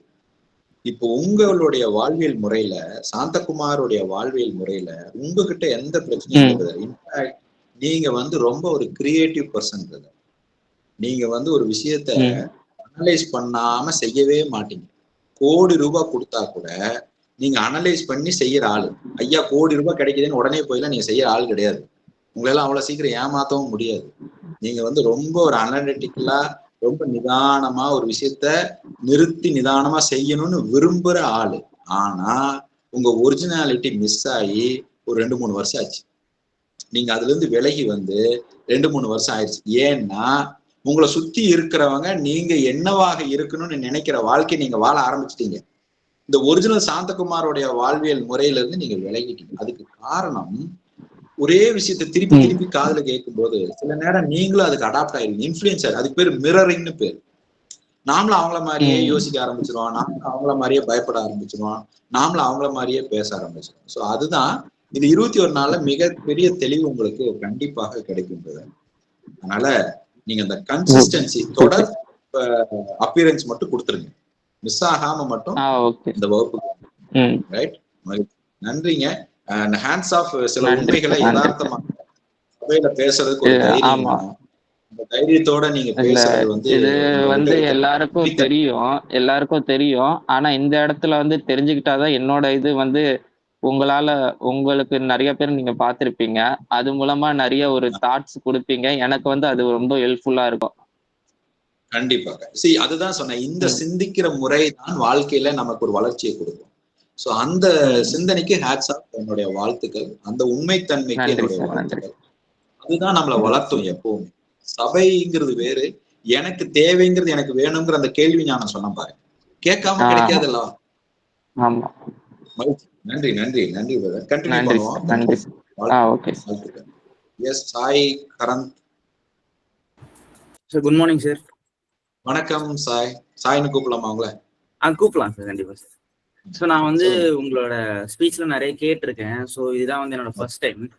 ஸோ எனக்கு வந்து நிறைய கொஸ்டின்ஸ் இருக்கு. ஸோ எனக்கு ஃபர்ஸ்ட் வந்த கொஸ்டின் என்ன அப்படின்னா, நான் வந்து சில விஷயங்கள் எக்ஸ்பெக்ட் பண்ணிடுவேன். அதாவது எனக்கு இது வந்து லாஸ்ட் டைம் கிடைச்சிருந்திருக்கு, நான் வந்து லாஸ்ட் டைம் ஃபர்ஸ்ட் மார்க் வாங்கினேன் அப்படின்னா இந்த வாட்டி எனக்கு வந்திருக்கும் அப்படின்னு சொல்லிட்டு ஒரு எக்ஸ்பெக்டேஷன் இருக்கும். பட் அந்த எக்ஸ்பெக்டேஷனை வந்து அது நடக்கல அப்படின்றப்போ ஒரு டிசப்பாயின்மெண்ட் வரும். ஸோ அதை எப்படி ஹேண்டில் பண்ணலாம் அப்படின்றத நீங்க சொன்னீங்கன்னா, நிறைய வாட்டி எனக்கு ரிப்பீட்டிவா நடந்திருக்கு. இதுல ஒண்ணு இல்ல நான் சொல்றேன். பட் மனசார அது வந்து ஒரு கம்ப்ளீட் சொல்யூஷன் எனக்கு தரல சார். ஸோ அதை எப்படி நான் ஹேண்டில் பண்ணலாம் அப்படின்றத சொன்னீங்க. ரொம்ப சிம்பிளுங்க சாய். முதல்ல நீங்க என்ன புரிஞ்சுக்கணும்னா, எல்லாருமே நீங்க பேச்சு வழக்குல நீங்க எல்லாரும் கேள்விப்பட்டிருப்பீங்க, எதிர்பார்ப்பு இருக்கிறதுனாலதான் ஏமாற்றம் இருக்குது, எதிர்பார்க்காத அப்பதான் ஏமாற்றம் இருக்காது, நிறைய பேசி கேள்விப்பட்டிருப்பீங்க, நிறைய பேர் சொல்லி கேள்விப்பட்டிருப்பீங்க. ஆனா நான் என்ன சொல்றேன்னா, எதிர்பார்ப்புன்னு ஒண்ணு கிடையாதுன்னு சொல்றேன். உங்களுடைய பிரச்சனை எதிர்பார்ப்பு இல்லைங்கிற. நீங்க நினைக்கிறீங்க இல்லையா, நான் இதை எக்ஸ்பெக்ட் பண்ணேன், இது நடக்கல, அதனால எனக்கு அந்த இடத்துல ஒரு தொய்வு வருது, இல்லைன்னா அந்த இடத்துல எனக்கு ஒரு ஏமாற்றம். That is not due to your expectation, that is due to your mindset. Your expectation is different, your mindset is different. நான் சொல்றது உங்களுக்கு புரியுதா? இப்போ ஏற்கனவே இதே மாதிரி நடந்த சம்பவம் இந்த மாதிரியான ஒரு ரிசல்ட் கொடுத்தது, இதே மாதிரி ஒரு ரிசல்ட்டை எனக்கு இந்த இடத்துல கொடுக்குங்கிற உங்களுடைய மனநிலை தான் இங்க இருக்குதே தவிர அது எதிர்பார்ப்பு கிடையாது. ஏன்னா எதிர்பார்ப்புனே ஒண்ணு கிடையாதுங்கிறேன் நான். அப்ப இதை எப்படி நீங்க அணுகலாம் அப்படின்னா, நீங்க நிகழ்காலத்துல இருப்பதன் மூலியமாக இதை நீங்க செயல்படுத்தலாம். இப்ப நீங்க பீயிங் பிரசன்ட்ல இல்லைங்கிறதான் கிருஷ்ணா உங்க பிரச்சனை. இப்போ இந்த பீயிங் பிரசன்ட்ல ஏன் உங்களால இருக்க முடியல அப்படின்னா, ஏற்கனவே ஒரு விஷயம் அது நடக்கும்போது உங்களுக்கு ஒரு உணர்வு ஏற்பட்டிருக்கு இல்லையா, அந்த உணர்வுல நீங்க ஸ்ட்ராங்கா இருக்கிறீங்க, அந்த உணர்வை எதிர்பார்த்துக்கிட்டே இருக்கிறீங்க. இப்ப இந்த உணர்வு தோன்றி மறையும் தன்மையுடையதுங்கிறது உங்களுக்கு தெரியல. இப்ப இதே உணர்வை இப்பவும் நீங்க எதிர்பார்க்கறீங்க. இப்போ ஒரு உதாரணத்துக்கு, நீங்க வீட்டுக்கு போறீங்க, அம்மா வந்து நான் போன உடனே எனக்கு சாப்பாடு பரிமாறணும் அப்படின்னு உங்களுக்கு ஒரு மனசுல ஒரு எண்ணம் இருக்குது. நீங்க போன உடனே அதே மாதிரி வாப்பா உட்காருன்னு சாப்பாடு போட்டாங்கன்னா ஓகே. நீங்க போய் பசியோட போவீங்க, வழக்கம் போல அவங்க இப்படிதானே சாப்பாடு போடுவாங்க, போனோன்னா சாப்பாடு போவோம்னு நினைச்சிட்டு போவீங்க. உங்க அம்மா இருந்துட்டு போட நீயே போய் போட்டு சாப்பிட்டுக்க அப்படின்னு ஒரு வார்த்தை. அவங்க வந்து ஒண்ணு உடல் டயர்ட்ல இருக்கலாம், இல்லைன்னா யதார்த்தமா கூட சொல்லியிருக்கலாம். ஆனா அது உங்களுக்கு ஒரு பெரிய மைண்ட் டிஸ்டர்பன்ஸை ஏற்படுத்தும். அம்மாக்கு என் மேல பாசம் இல்லையா, அம்மா என்னை கவனிக்கலையே, நான் கேட்கும்போது இப்படி சொல்லிட்டாங்க. இப்போ ஒரு உணர்வு வருதா இல்லையா இந்த இடத்துல? இப்ப கவனிங்க, அவங்களும் வேணும்னு சொல்லல. இப்ப என் மைண்ட் என்ன சொல்லுது, ஏற்கனவே எங்க அம்மா அப்படி கொடுத்து பழக்கிட்டாங்களே, அந்த இடத்துல அப்படி இருந்தா தான் எனக்கு சந்தோஷமா சாப்பிட முடியுங்கிற மைண்ட் செட்டு தானே இப்ப உங்களுக்கு பிரச்சனை. அப்ப ஏற்கனவே அப்படி சாப்பிட்டாதான் சந்தோஷமா இருக்குங்கிற அந்த எண்ணம் இருக்கு பாருங்க. இப்ப இந்த எண்ணத்தை தான் நீங்க கவனிக்கணும். அப்ப நீங்க நிகழ்காலத்துல இருக்கணும். இப்ப இந்த நிகழ்காலத்துல இருந்தீங்கன்னா எக்ஸ்பெக்டேஷனும் வராது, ஓவர் எக்ஸைட்மெண்ட்டும் வராது, எதுவுமே வராது. அப்போ நீங்க நிகழ்காலத்துல இல்லைங்கிறது தான் பிரச்சனை. இப்ப இந்த நிகழ்காலத்துல இல்லாம இருக்கிறதுக்கு காரணம் என்ன தெரியுங்களா? வேற ஒண்ணும் இல்ல. நீங்க ஒரே குழந்தையா இல்ல அண்ணனோ தம்பி யாரா இருக்காங்களா? தங்கச்சி இருக்கா. தங்கச்சி இருக்கா. உங்களுக்கும் தங்கச்சிக்கு எத்தனை வருஷம் டிஃபரன்ஸ்? 2 வருஷம். 2 வருஷம். இப்ப பல நேரங்கள்ல உங்களுக்கு ஒண்ணு கிடைக்கிறது, தங்கச்சிக்கு ஒண்ணு கிடைக்கிறது. சரி தங்கச்சி தானே விட்டு கொடுத்துரு, நீ தங்கச்சி தானே இதை செஞ்சிரு அப்படின்னு ஒரு சூழ்நிலையில இருந்திருக்கலாம். அல்லது உங்களுக்கு ஒண்ணு வேணுங்கிறத உங்களை மீறி கிடைச்சுக்கிட்டு இருந்திருக்கலாம். நாம நினைக்கிறதுக்கு முன்னாடி அது கிடைச்சிட்டு இருந்திருக்கலாம். அல்லது நினைக்கிறது கொஞ்சம் லேட்டா கிடைக்கலாம். இந்த மாதிரி உங்களோட பர்சனல் எக்ஸ்பீரியன்சஸ் கொஞ்சம் உங்களை பாதிச்சுட்டு இருக்குது. அதுதான் இப்ப நீங்க அந்த இடம் தான் நீங்க அதை எக்ஸ்பெக்டேஷன் சொல்றீங்க. அந்த இடத்த சரி பண்ணா சரியாயிடும். அதனால உங்களுடைய ப்ராப்ளம்ங்கிறது வெளியே இருக்கக்கூடிய எக்ஸ்பெக்டேஷன் கிடையாது, நீங்க அதை எப்படி உள்ள பதிவு பண்ணீங்கிற மைண்ட் செட். ஏற்கனவே நடந்ததை நீங்க எப்படி ரெஜிஸ்டர் பண்ணிருக்கிறீங்க, அந்த ரெஜிஸ்டர் பண்றதுல கொஞ்சம் கரெக்ஷன்ஸ் வேணும். அது நடந்ததுன்னா நிகழ்காலத்துல இருப்பீங்க நீங்க. அது எப்படி பார்க்கிறது, அந்த பர்செப்ஷன் சேஞ்ச் எப்படிங்கிறது நான் சொல்லி தருவேன், இந்த வகுப்புல இருக்கும். How to see a perception அப்படிங்கிறது. Right? Thank you sir. Thank you brother, thanks for your question. Yes, next.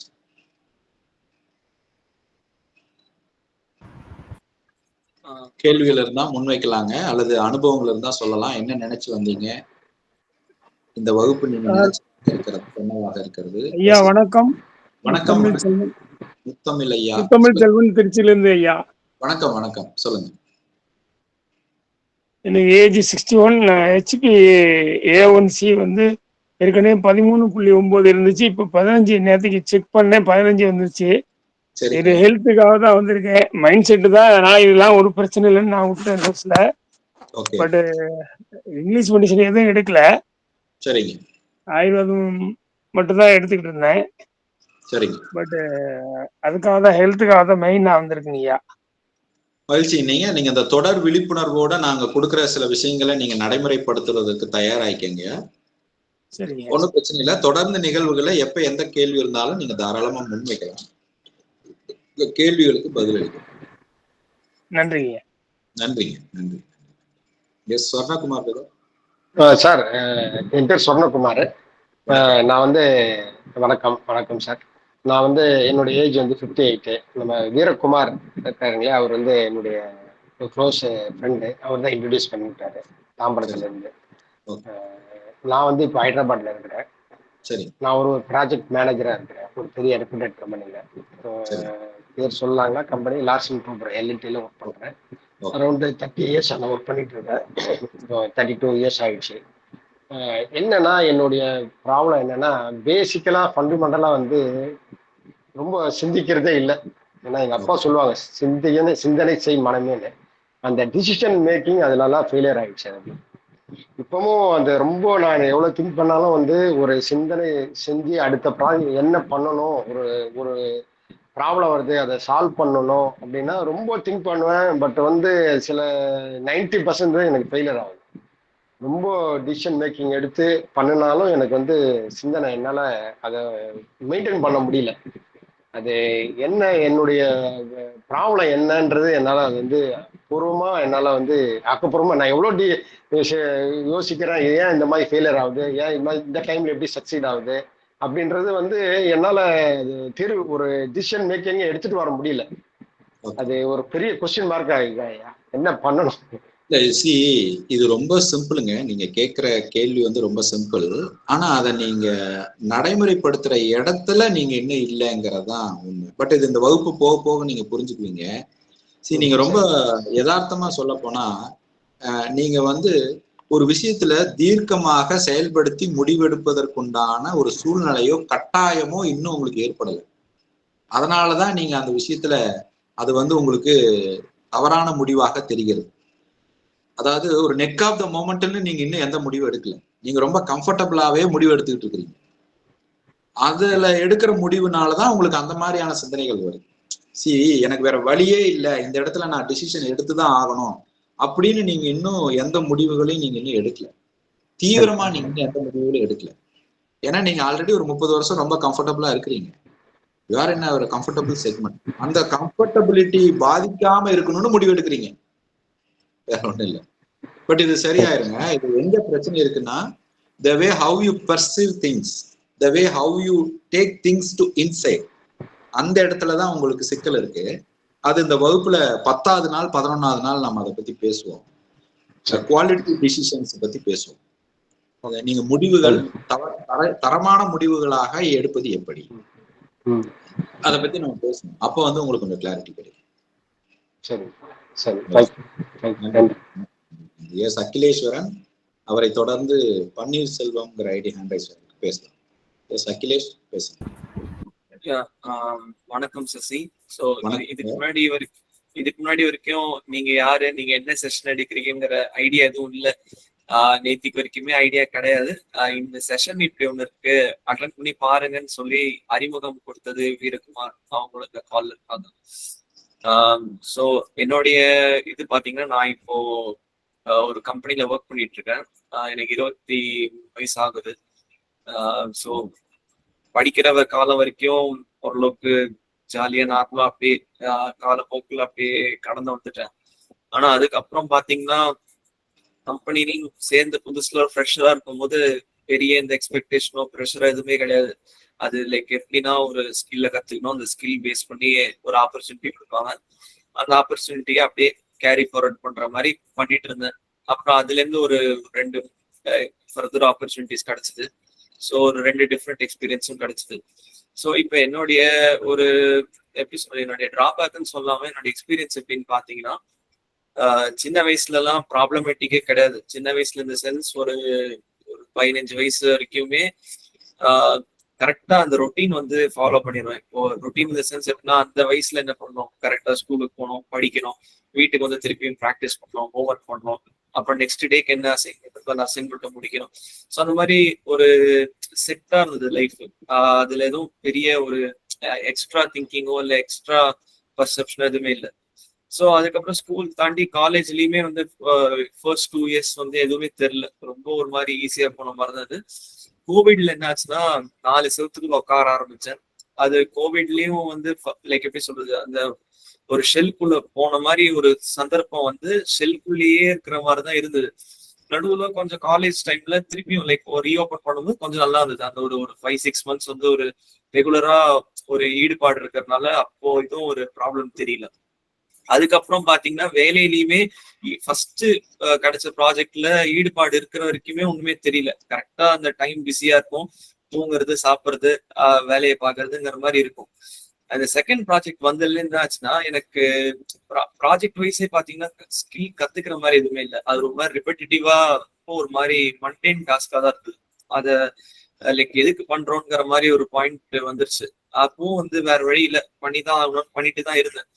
அதுலயுமே பாத்தீங்கன்னா ஒரு பாயிண்ட் ஆஃப் டைம் இந்த பிப்ரவரி வந்து ஒரு பெரிய ப்ராப்ளம் இருந்தது. லைக் நான் செய்யாத பிரச்சனைக்கு சீனியர் மேனேஜ்மெண்ட் என்ன பழி காமிச்சு, இந்த பையனுக்கு வந்து நாலேஜ் இல்ல, எக்ஸ்பீரியன்ஸ் இல்ல, இவனுக்கு வந்து இஸ் நாட் த ரைட் ஃபிட்னு சொல்லிட்டு ரிலீஸ் பண்ணாங்க. ஸோ அந்த ரிலீஸ் பண்ற டைம்ல எனக்கும் என்னுடைய இமீடியட் பாஸுக்குமே நிறைய வாக்குவாதம் வந்தது. எவ்வளவு ரெஸ்பெக்ட்ஃபுல்லா இருக்க முடியுமோ அவ்வளவு ரெஸ்பெக்ட்ஃபுல்லா இருந்தேன். பட் ஸ்டில் அவங்க வந்து எந்த அளவுக்கு ஸ்க்ரூட்டினைஸ் தான் பண்ணாங்க. அதையும் மீண்டு இப்போ ஒரு ப்ராஜெக்ட்ல ஒர்க் பண்ணிட்டு இருக்கேன். ஸோ இப்போ என்னுடைய ப்ராப்ளம் என்னன்னா, எனக்கு ரியலைசேஷன்லாம் அப்பப்போ வரும். லைக் இந்த மாதிரி பண்ணியிருந்தா பெட்டரா இருக்கும். சரி நம்ம பண்றது, நீங்க சொன்னீங்களே இந்த மூச்சு காத்து வந்து நம்மளுக்கு தீர்மானிக்கும் நம்ம என்ன செய்யறோங்கிறது. இப்போ நம்ம ஒரு தப்பு செய்யறோம் அப்படின்னா அதுக்கேற்ற மாதிரி ஒரு மூச்சு காத்தோடைய அந்த மாடுலேஷன் வந்து டிஃப்ரெண்டா இருக்கும். ஸோ அந்த மாதிரி ரியலைசேஷன்ஸ் அண்ட் இதெல்லாம் தாண்டி இப்போ எனக்கு தெரியும் இந்த தப்பு ஆல்ரெடி பண்ணிருக்கேன், இந்த தப்பு பண்ணக்கூடாதுன்னு நினைப்பேன். பட் இருந்தாலும் அதே மாதிரிதான் திருப்பியும் லைஃப் இருக்கே தவிர என்னால ஒரு இம்ப்ரூவ்மெண்ட் கொண்டு வர முடியல. இம்ப்ரூவ்மெண்ட் இந்த சென்ஸ் என்னால வந்து ஒரு மாத்த முடியல. லைக் இப்போ நான் ஒரு ஸ்கில் கத்துக்கணும்னு நினைக்கிறேன். இப்போ ப்ரோக்ராமிங் எனக்கு வீக். ரொம்ப ஐடி பொறுத்த வரைக்கும் சாஃப்ட்வேர் டெவலப்மெண்ட் ஒரு நல்ல ஃபீல்டு.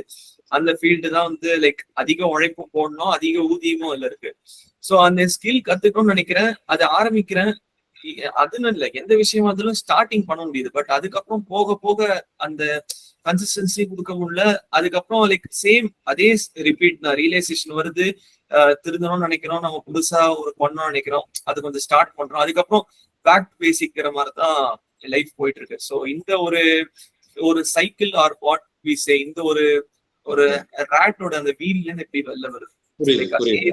நான் வந்து ஆக்சுவலி உங்க கேள்வி எனக்கு ஆரம்பத்திலேயே புரிஞ்சிருச்சு. But I want to give respect your emotions. அதனால நான் நிறைய உங்களை பேச விட்டேன். என்ன காரணம் என்னன்னா, எனக்கு ஏதோ ஒரு விஷயத்த புரிய வைக்கணுங்கிற, எது சொன்னா என்னால் அண்டர்ஸ்டாண்ட் பண்ண முடியும்னு நினைச்சு நீங்க அந்த விஷயத்த கன்வே பண்றீங்க. That I want to give the ஸ்பேஸ்ங்கிறதுனால அதை முழுமையாக கவனிச்சேன். உங்களுடைய ஒரே ஒரு ப்ராப்ளம் என்ன அப்படின்னா கன்சிஸ்டன்சி தான். இந்த கன்சிஸ்டன்சிக்கு தான் நீங்க இவ்வளோ செயின் ஆஃப் ஆக்ஷன்ஸையும் நீங்க தொடர்பு படுத்தி சொன்னீங்க. இப்போ நீங்க இந்த கன்சிஸ்டன்சியை எப்படி சரி பண்றது, இதுதான் உங்களுடைய கேள்வி. நீங்க நல்லா புரிஞ்சுக்கோங்க, நம்ம எதை கன்சிஸ்டன்சி அப்படின்னு சொல்றோம் அப்படின்னு கேட்டீங்கன்னா, தொடர்ச்சியாக செய்கின்ற செயலைத்தான் நீங்க கன்சிஸ்டன்சின்னு சொல்றீங்க. அதாவது ஒரு செயலை தொடர்ச்சியாக செய்து கொண்டது. இப்ப எந்த ஒரு செயல்ல எங்கோ ஒரு பிரேக் ஆச்சுன்னா என்னால் அதை செய்ய முடியல, இப்போ உங்களுடைய ப்ராப்ளத்துக்கு உண்டான சொல்யூஷன் எங்க இருக்குது அப்படின்னு கேட்டா, நீங்க கன்சிஸ்டன்சி உங்ககிட்ட இல்லைன்னு நீங்க நினைக்கிறீங்க. பட் உங்க ப்ராப்ளம் கன்சிஸ்டன்சில கிடையாது, உங்க ப்ராப்ளம் ரொட்டீன்ல. அதாவது எந்த ஒரு விஷயத்தையும் ரொட்டீனா உங்களால செய்ய முடியல, அவ்வளவுதான். நீங்க அதைத்தான் கன்சிஸ்டன்சி இல்லைன்னு சொல்றீங்க. நீங்க பின்னாடி போய் உங்க பேக்ரவுண்டை செக் பண்ணி பாத்தீங்கன்னா, ஒரு விஷயத்த அதுக்கு பேரு டாக்ஸிக் சைக்கிள்னு பேரு.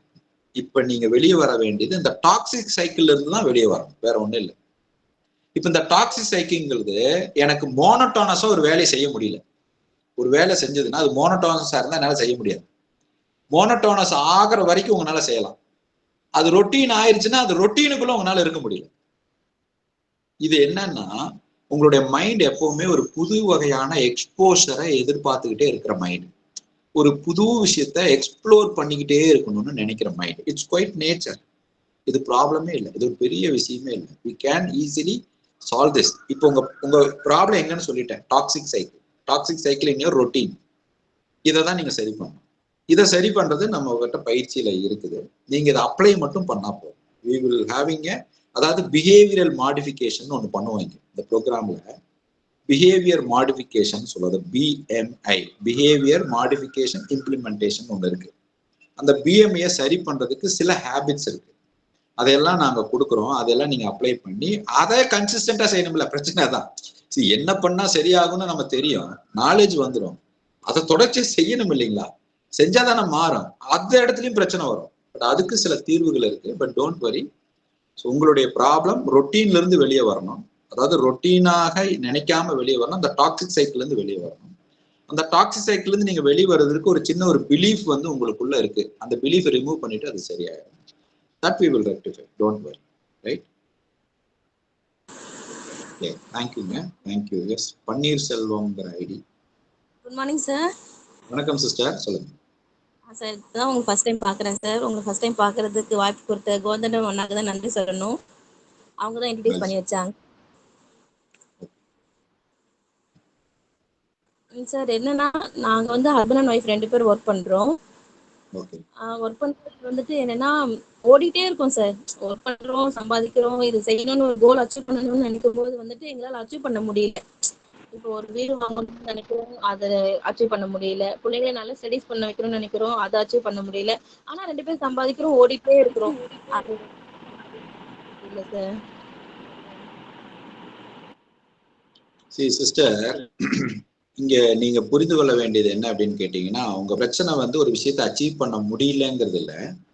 எந்த விஷயத்தை அச்சீவ் பண்ணணுமோ அந்த விஷயத்துக்கான ஆர்கனைஸ்டு பிளான் ஆஃப் ஆக்ஷன் இல்லை அப்படிங்கிறது தான். நீங்க எப்படின்னா, 2 பேரும் காலையில இருந்து சாயங்காலம் வரைக்கும் பயங்கர பிஸியா இருப்பீங்க.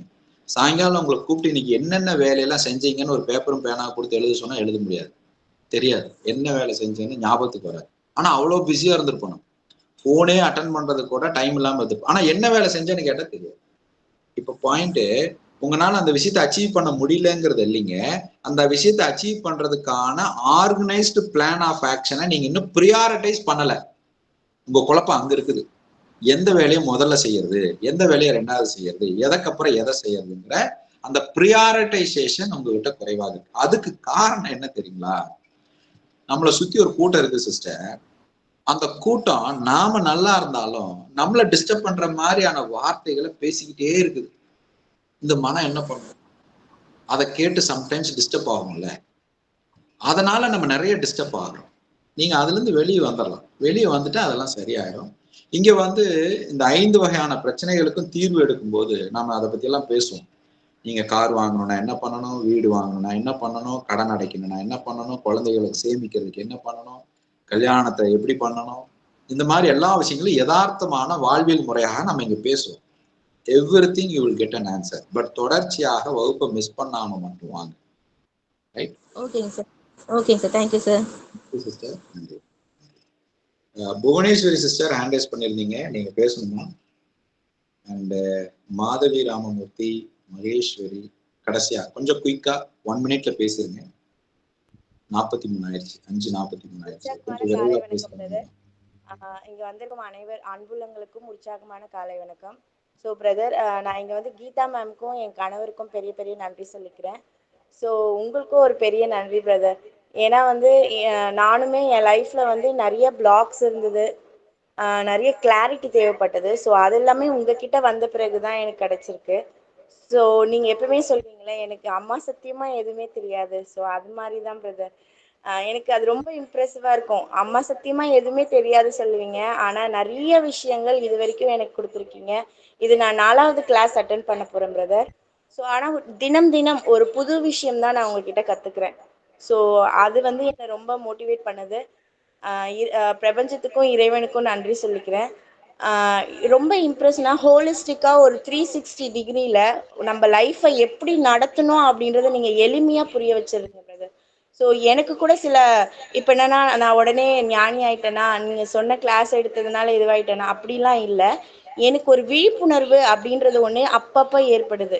இப்போ நம்ம கோவப்படாமல் இல்லை, நம்ம வருத்தப்படாமல் இல்லை, ஆனால் நான் என்னை எப்படி செதுக்கிக்கணும், நானே என்னை எப்படி காவ் பண்ணிக்கணும் அப்படின்றத நீங்கள் என் கையிலேயே உளிய கொடுத்து நீங்கள் செதுக்க வைக்கிறதா ரொம்ப என்னை அடுத்த லெவல்னு கொண்டு போகுது பிரதர்.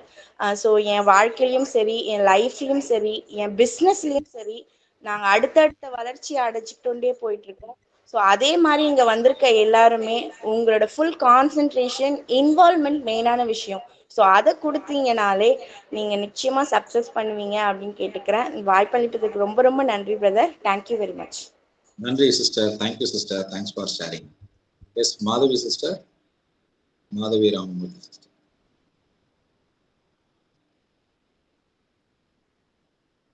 வணக்கம் சிஸ்டர், பேசுங்க. பிரதர் வணக்கம். வணக்கம் வணக்கம். நான் டாக்டர் மாதவி பேசுறேன். ஞாபகம் இருந்திருக்கும். இருக்கு சிஸ்டர். டாக்டர் ஞாபகம் அன்னைக்கு சண்டே கேட்ட கேள்விக்கு எனக்கு செவ்வாய்க்கிழமை ஆன்சர் கிடைச்சிச்சு. Very good very good. ரொம்ப ரொம்ப ரொம்ப மகிழ்ச்சியா இருக்கேன். ரொம்ப முன்னேற்றம். ஆனா ஒரே ஒரு மட்டும் அந்த ஏமாற்றம் மட்டும் என்னால் இன்னும் தவிர்க்க முடியல. அதுக்கான தெளிவு எனக்கு வேணும். ஏன்னா ஆழமா பாதிப்பு வந்து ரொம்ப ஆழமா இருக்குது. அது நான் எவ்வளவுதான் மறக்கணும், இல்ல அது வந்து மன்னிப்பு கொடுத்துட்டு தள்ளணும்னு கூட என்னால முடியல. அந்த ஒரு வீக் வந்து எங்க இருக்குன்னு தெரியல எனக்கு அந்த வீக்னஸ். அதனாலதான் இப்ப செகண்ட் டைம் நான் பயிற்சி அட்டன் பண்ணிட்டு இருக்கேன். என்ன அறிமுகப்படுத்தின புவனா மேடம்க்கு ரொம்ப ரொம்ப ரொம்ப நன்றி. ரொம்ப தெளிவு ஏற்பட்டிருக்குது. ரொம்ப நன்மையா இருக்கேன். நல்லா ஒரு மாற்றம். நீங்க சொன்ன அந்த கணக்கு வழக்கு ஒரு நாளோட வேல்யூ வந்து நான் இப்ப தெரிஞ்சுக்கிட்டேன். அன்னைக்கு சொன்னதோட இன்னைக்கு ஒரு படி அதிகமாவே இருக்கு.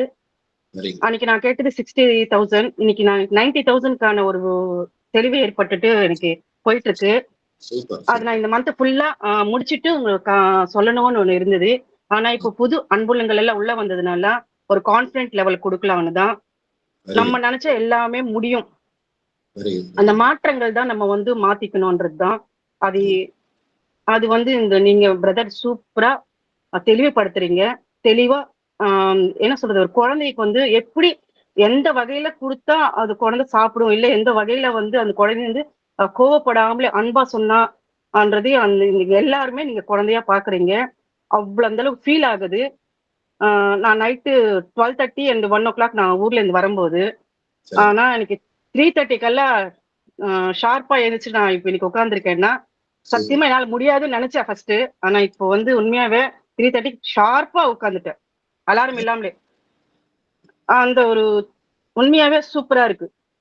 இந்த 21 டே வந்து இன்னும் எப்படி போகும்ன்ற ஒரு ஆர்வம் எனக்கு. ஆல்ரெடி அட்டென்ட் பண்ணியிருக்கேன், ஆனா இதுக்கப்புறம் இருக்கிற இந்த 21 டே எப்படி போகும்ன்ற ஒரு ஆர்வம் இன்னும் ரொம்ப ரொம்ப ரொம்ப மகிழ்ச்சியா இருக்கு. ரொம்ப நன்றி. ரொம்ப மகிழ்ச்சி சிஸ்டர். எங்களுக்கு ரொம்ப ஹாப்பியா இருக்கு. ஒரு பதட்டத்தோட இருந்த ஒரு மாதவி இன்னைக்கு தெளிவான வார்த்தைகள், தெளிவான சிந்தனைகள், தெளிவான டெலிவரி. ரொம்ப ஹாப்பியா இருக்கு sister. Happy for you. Keep growing sister, keep growing. Thank you நன்றி நன்றி நன்றி. மகேஸ்வரி சிஸ்டர். மகேஸ்வரி சிஸ்டர் பேசுறீங்களா? ரைட். ஹலோ. மகிழ்ச்சிங்க. ஹலோ. வணக்கம், சொல்லுங்க. ஹலோ. குருஜி வணக்கம். குருஜி நான் சாந்தி பேசுறேன். வணக்கம். நீங்க மௌனத்துக்கு போயிட்டு வந்த பிறகு இன்னும் கிளாஸ் நல்லா அற்புதமா இருக்குன்னு எனக்கு தெரிஞ்சிச்சு. அதனாலதான் இப்ப பேசின சாந்தகுமார் என் பையன் தான். அவங்கள நான் ஜாயின் பண்ணதுல இருந்தே சொல்லிட்டே இருந்தேன், நீ வந்து அட்டென்ட் பண்ணி பாருப்பா, உனக்கு நல்ல மாற்றம் வரும். அதே மாதிரி நேத்து பேசுற தர்ஷினி அவங்களுக்கும் சொல்லிட்டு இருந்தேன், நீ வந்து அட்டென்ட் பண்ணுமா, உனக்கு நல்லா இருக்கும், உன் வாழ்க்கை நல்லா நல்ல மாற்றம் வரும். என்னால முடிஞ்ச அளவுக்கு நல்லதை 4 பேருக்கு சொல்லணும்ட்டு தான் ஐயா ரொம்ப சந்தோஷம். அதுல அவங்க சந்தோஷப்படுறாங்களே, அதுல எனக்கு ரொம்ப சந்தோஷம். உங்களை அதுவும் மௌனத்துக்கு போயிட்டு வந்து பாக்குறதுல ரொம்ப சந்தோஷம். அந்த கிளாஸ் வந்து ஃபர்ஸ்ட் என்ன அறிமுகப்படுத்துறது டாக்டர் மாதவி. அவங்க ஒரே ஒரு வார்த்தை தான் சொன்னாங்க, அம்மா இந்த கிளாஸ் ஒண்ணு இருக்குமா, அட்டன் பண்றீங்களா? எதுவுமே கேட்கல, என்னால கேட்க முடியல. ஏன்னா அவங்க சொன்னாங்கன்னா என்ன நல்லா வழிபடுத்துறாங்கன்னு எனக்கு தெரியும். உடனே டக்குன்னு 2வது நாளே அட்டன் பண்ணேன். இப்ப 3வது கிளாஸ் அட்டன் பண்ணிருக்கேன். ரொம்ப குருஜி ரொம்ப நன்றி. உங்களுக்கு கோடான நன்றி. நிறைய பேர் வாழ்க்கையை மாற்றிக்கிட்டே இருக்கீங்க. எவ்வளவு பேர் ரொம்ப கஷ்டப்பட்டுட்டு இருக்காங்க, அவங்களுக்கு சொல்றதுக்கு ஆள் இல்லாம இருக்காங்க, கேட்கறதுக்கு முடியாம இருக்காங்க. இதெல்லாம் பார்க்கும்போது இறைவனுக்கு இயற்கைக்கு தான் நம்ம வேண்டுதல் வைக்கணும்னு தோணுது. ரொம்ப நன்றி. நன்றி குருஜி. நன்றி நன்றி நன்றிங்கம்மா. நன்றி நன்றி. ஸோ ரொம்ப சந்தோஷங்க. இன்றைய நிகழ்வு நாம் நிகழ்ச்சியினுடைய நிறைவுக்கு வந்திருக்கிறோம். எல்லாம் வல்ல இயற்கை, எல்லாம் வல்ல பிரபஞ்சம் உங்களுக்கு எல்லா வளங்களையும் கொடுத்து 16 செல்வமும் பெற்று பெருவாழ்வு வாழ குருவின் பாதம் தொட்ட பிரார்த்தனையை முன்வைக்கிறேங்க. உங்கள் அனைவரினுடைய நியாயமான நேர்மையான எண்ணங்களும் ஆசைகளும் செயற்கூடட்டும் செயற்கூடட்டும் செயற்கூடட்டும். வாழ்க வளமுடனும் வாழ்க விழிப்புடனும். நாளை காலை 4 மணிக்கு சந்திப்போம். நன்றிங்க. இந்த வைராகி நிகழ்ச்சியில இருக்கிறவங்க இப்ப நான் லிங்க் டிஸ்கனெக்ட் பண்றேன். மீண்டும் இதே லிங்க்ல ஜாயின் பண்ணிக்கலாங்க. நன்றி நன்றி. நன்றி நன்றி ஐயா. நன்றி நன்றி நன்றி நன்றி நன்றி நன்றி சார். நன்றி நன்றி.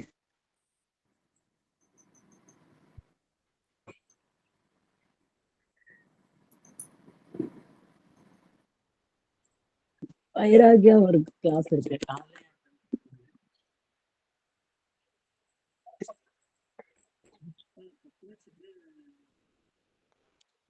நம்ம இன்னும் நல்லா இருக்கு.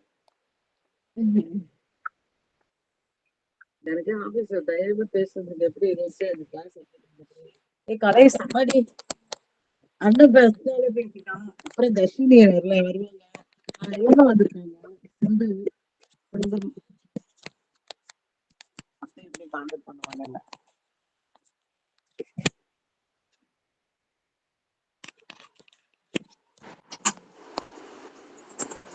சிவஸ்ரீ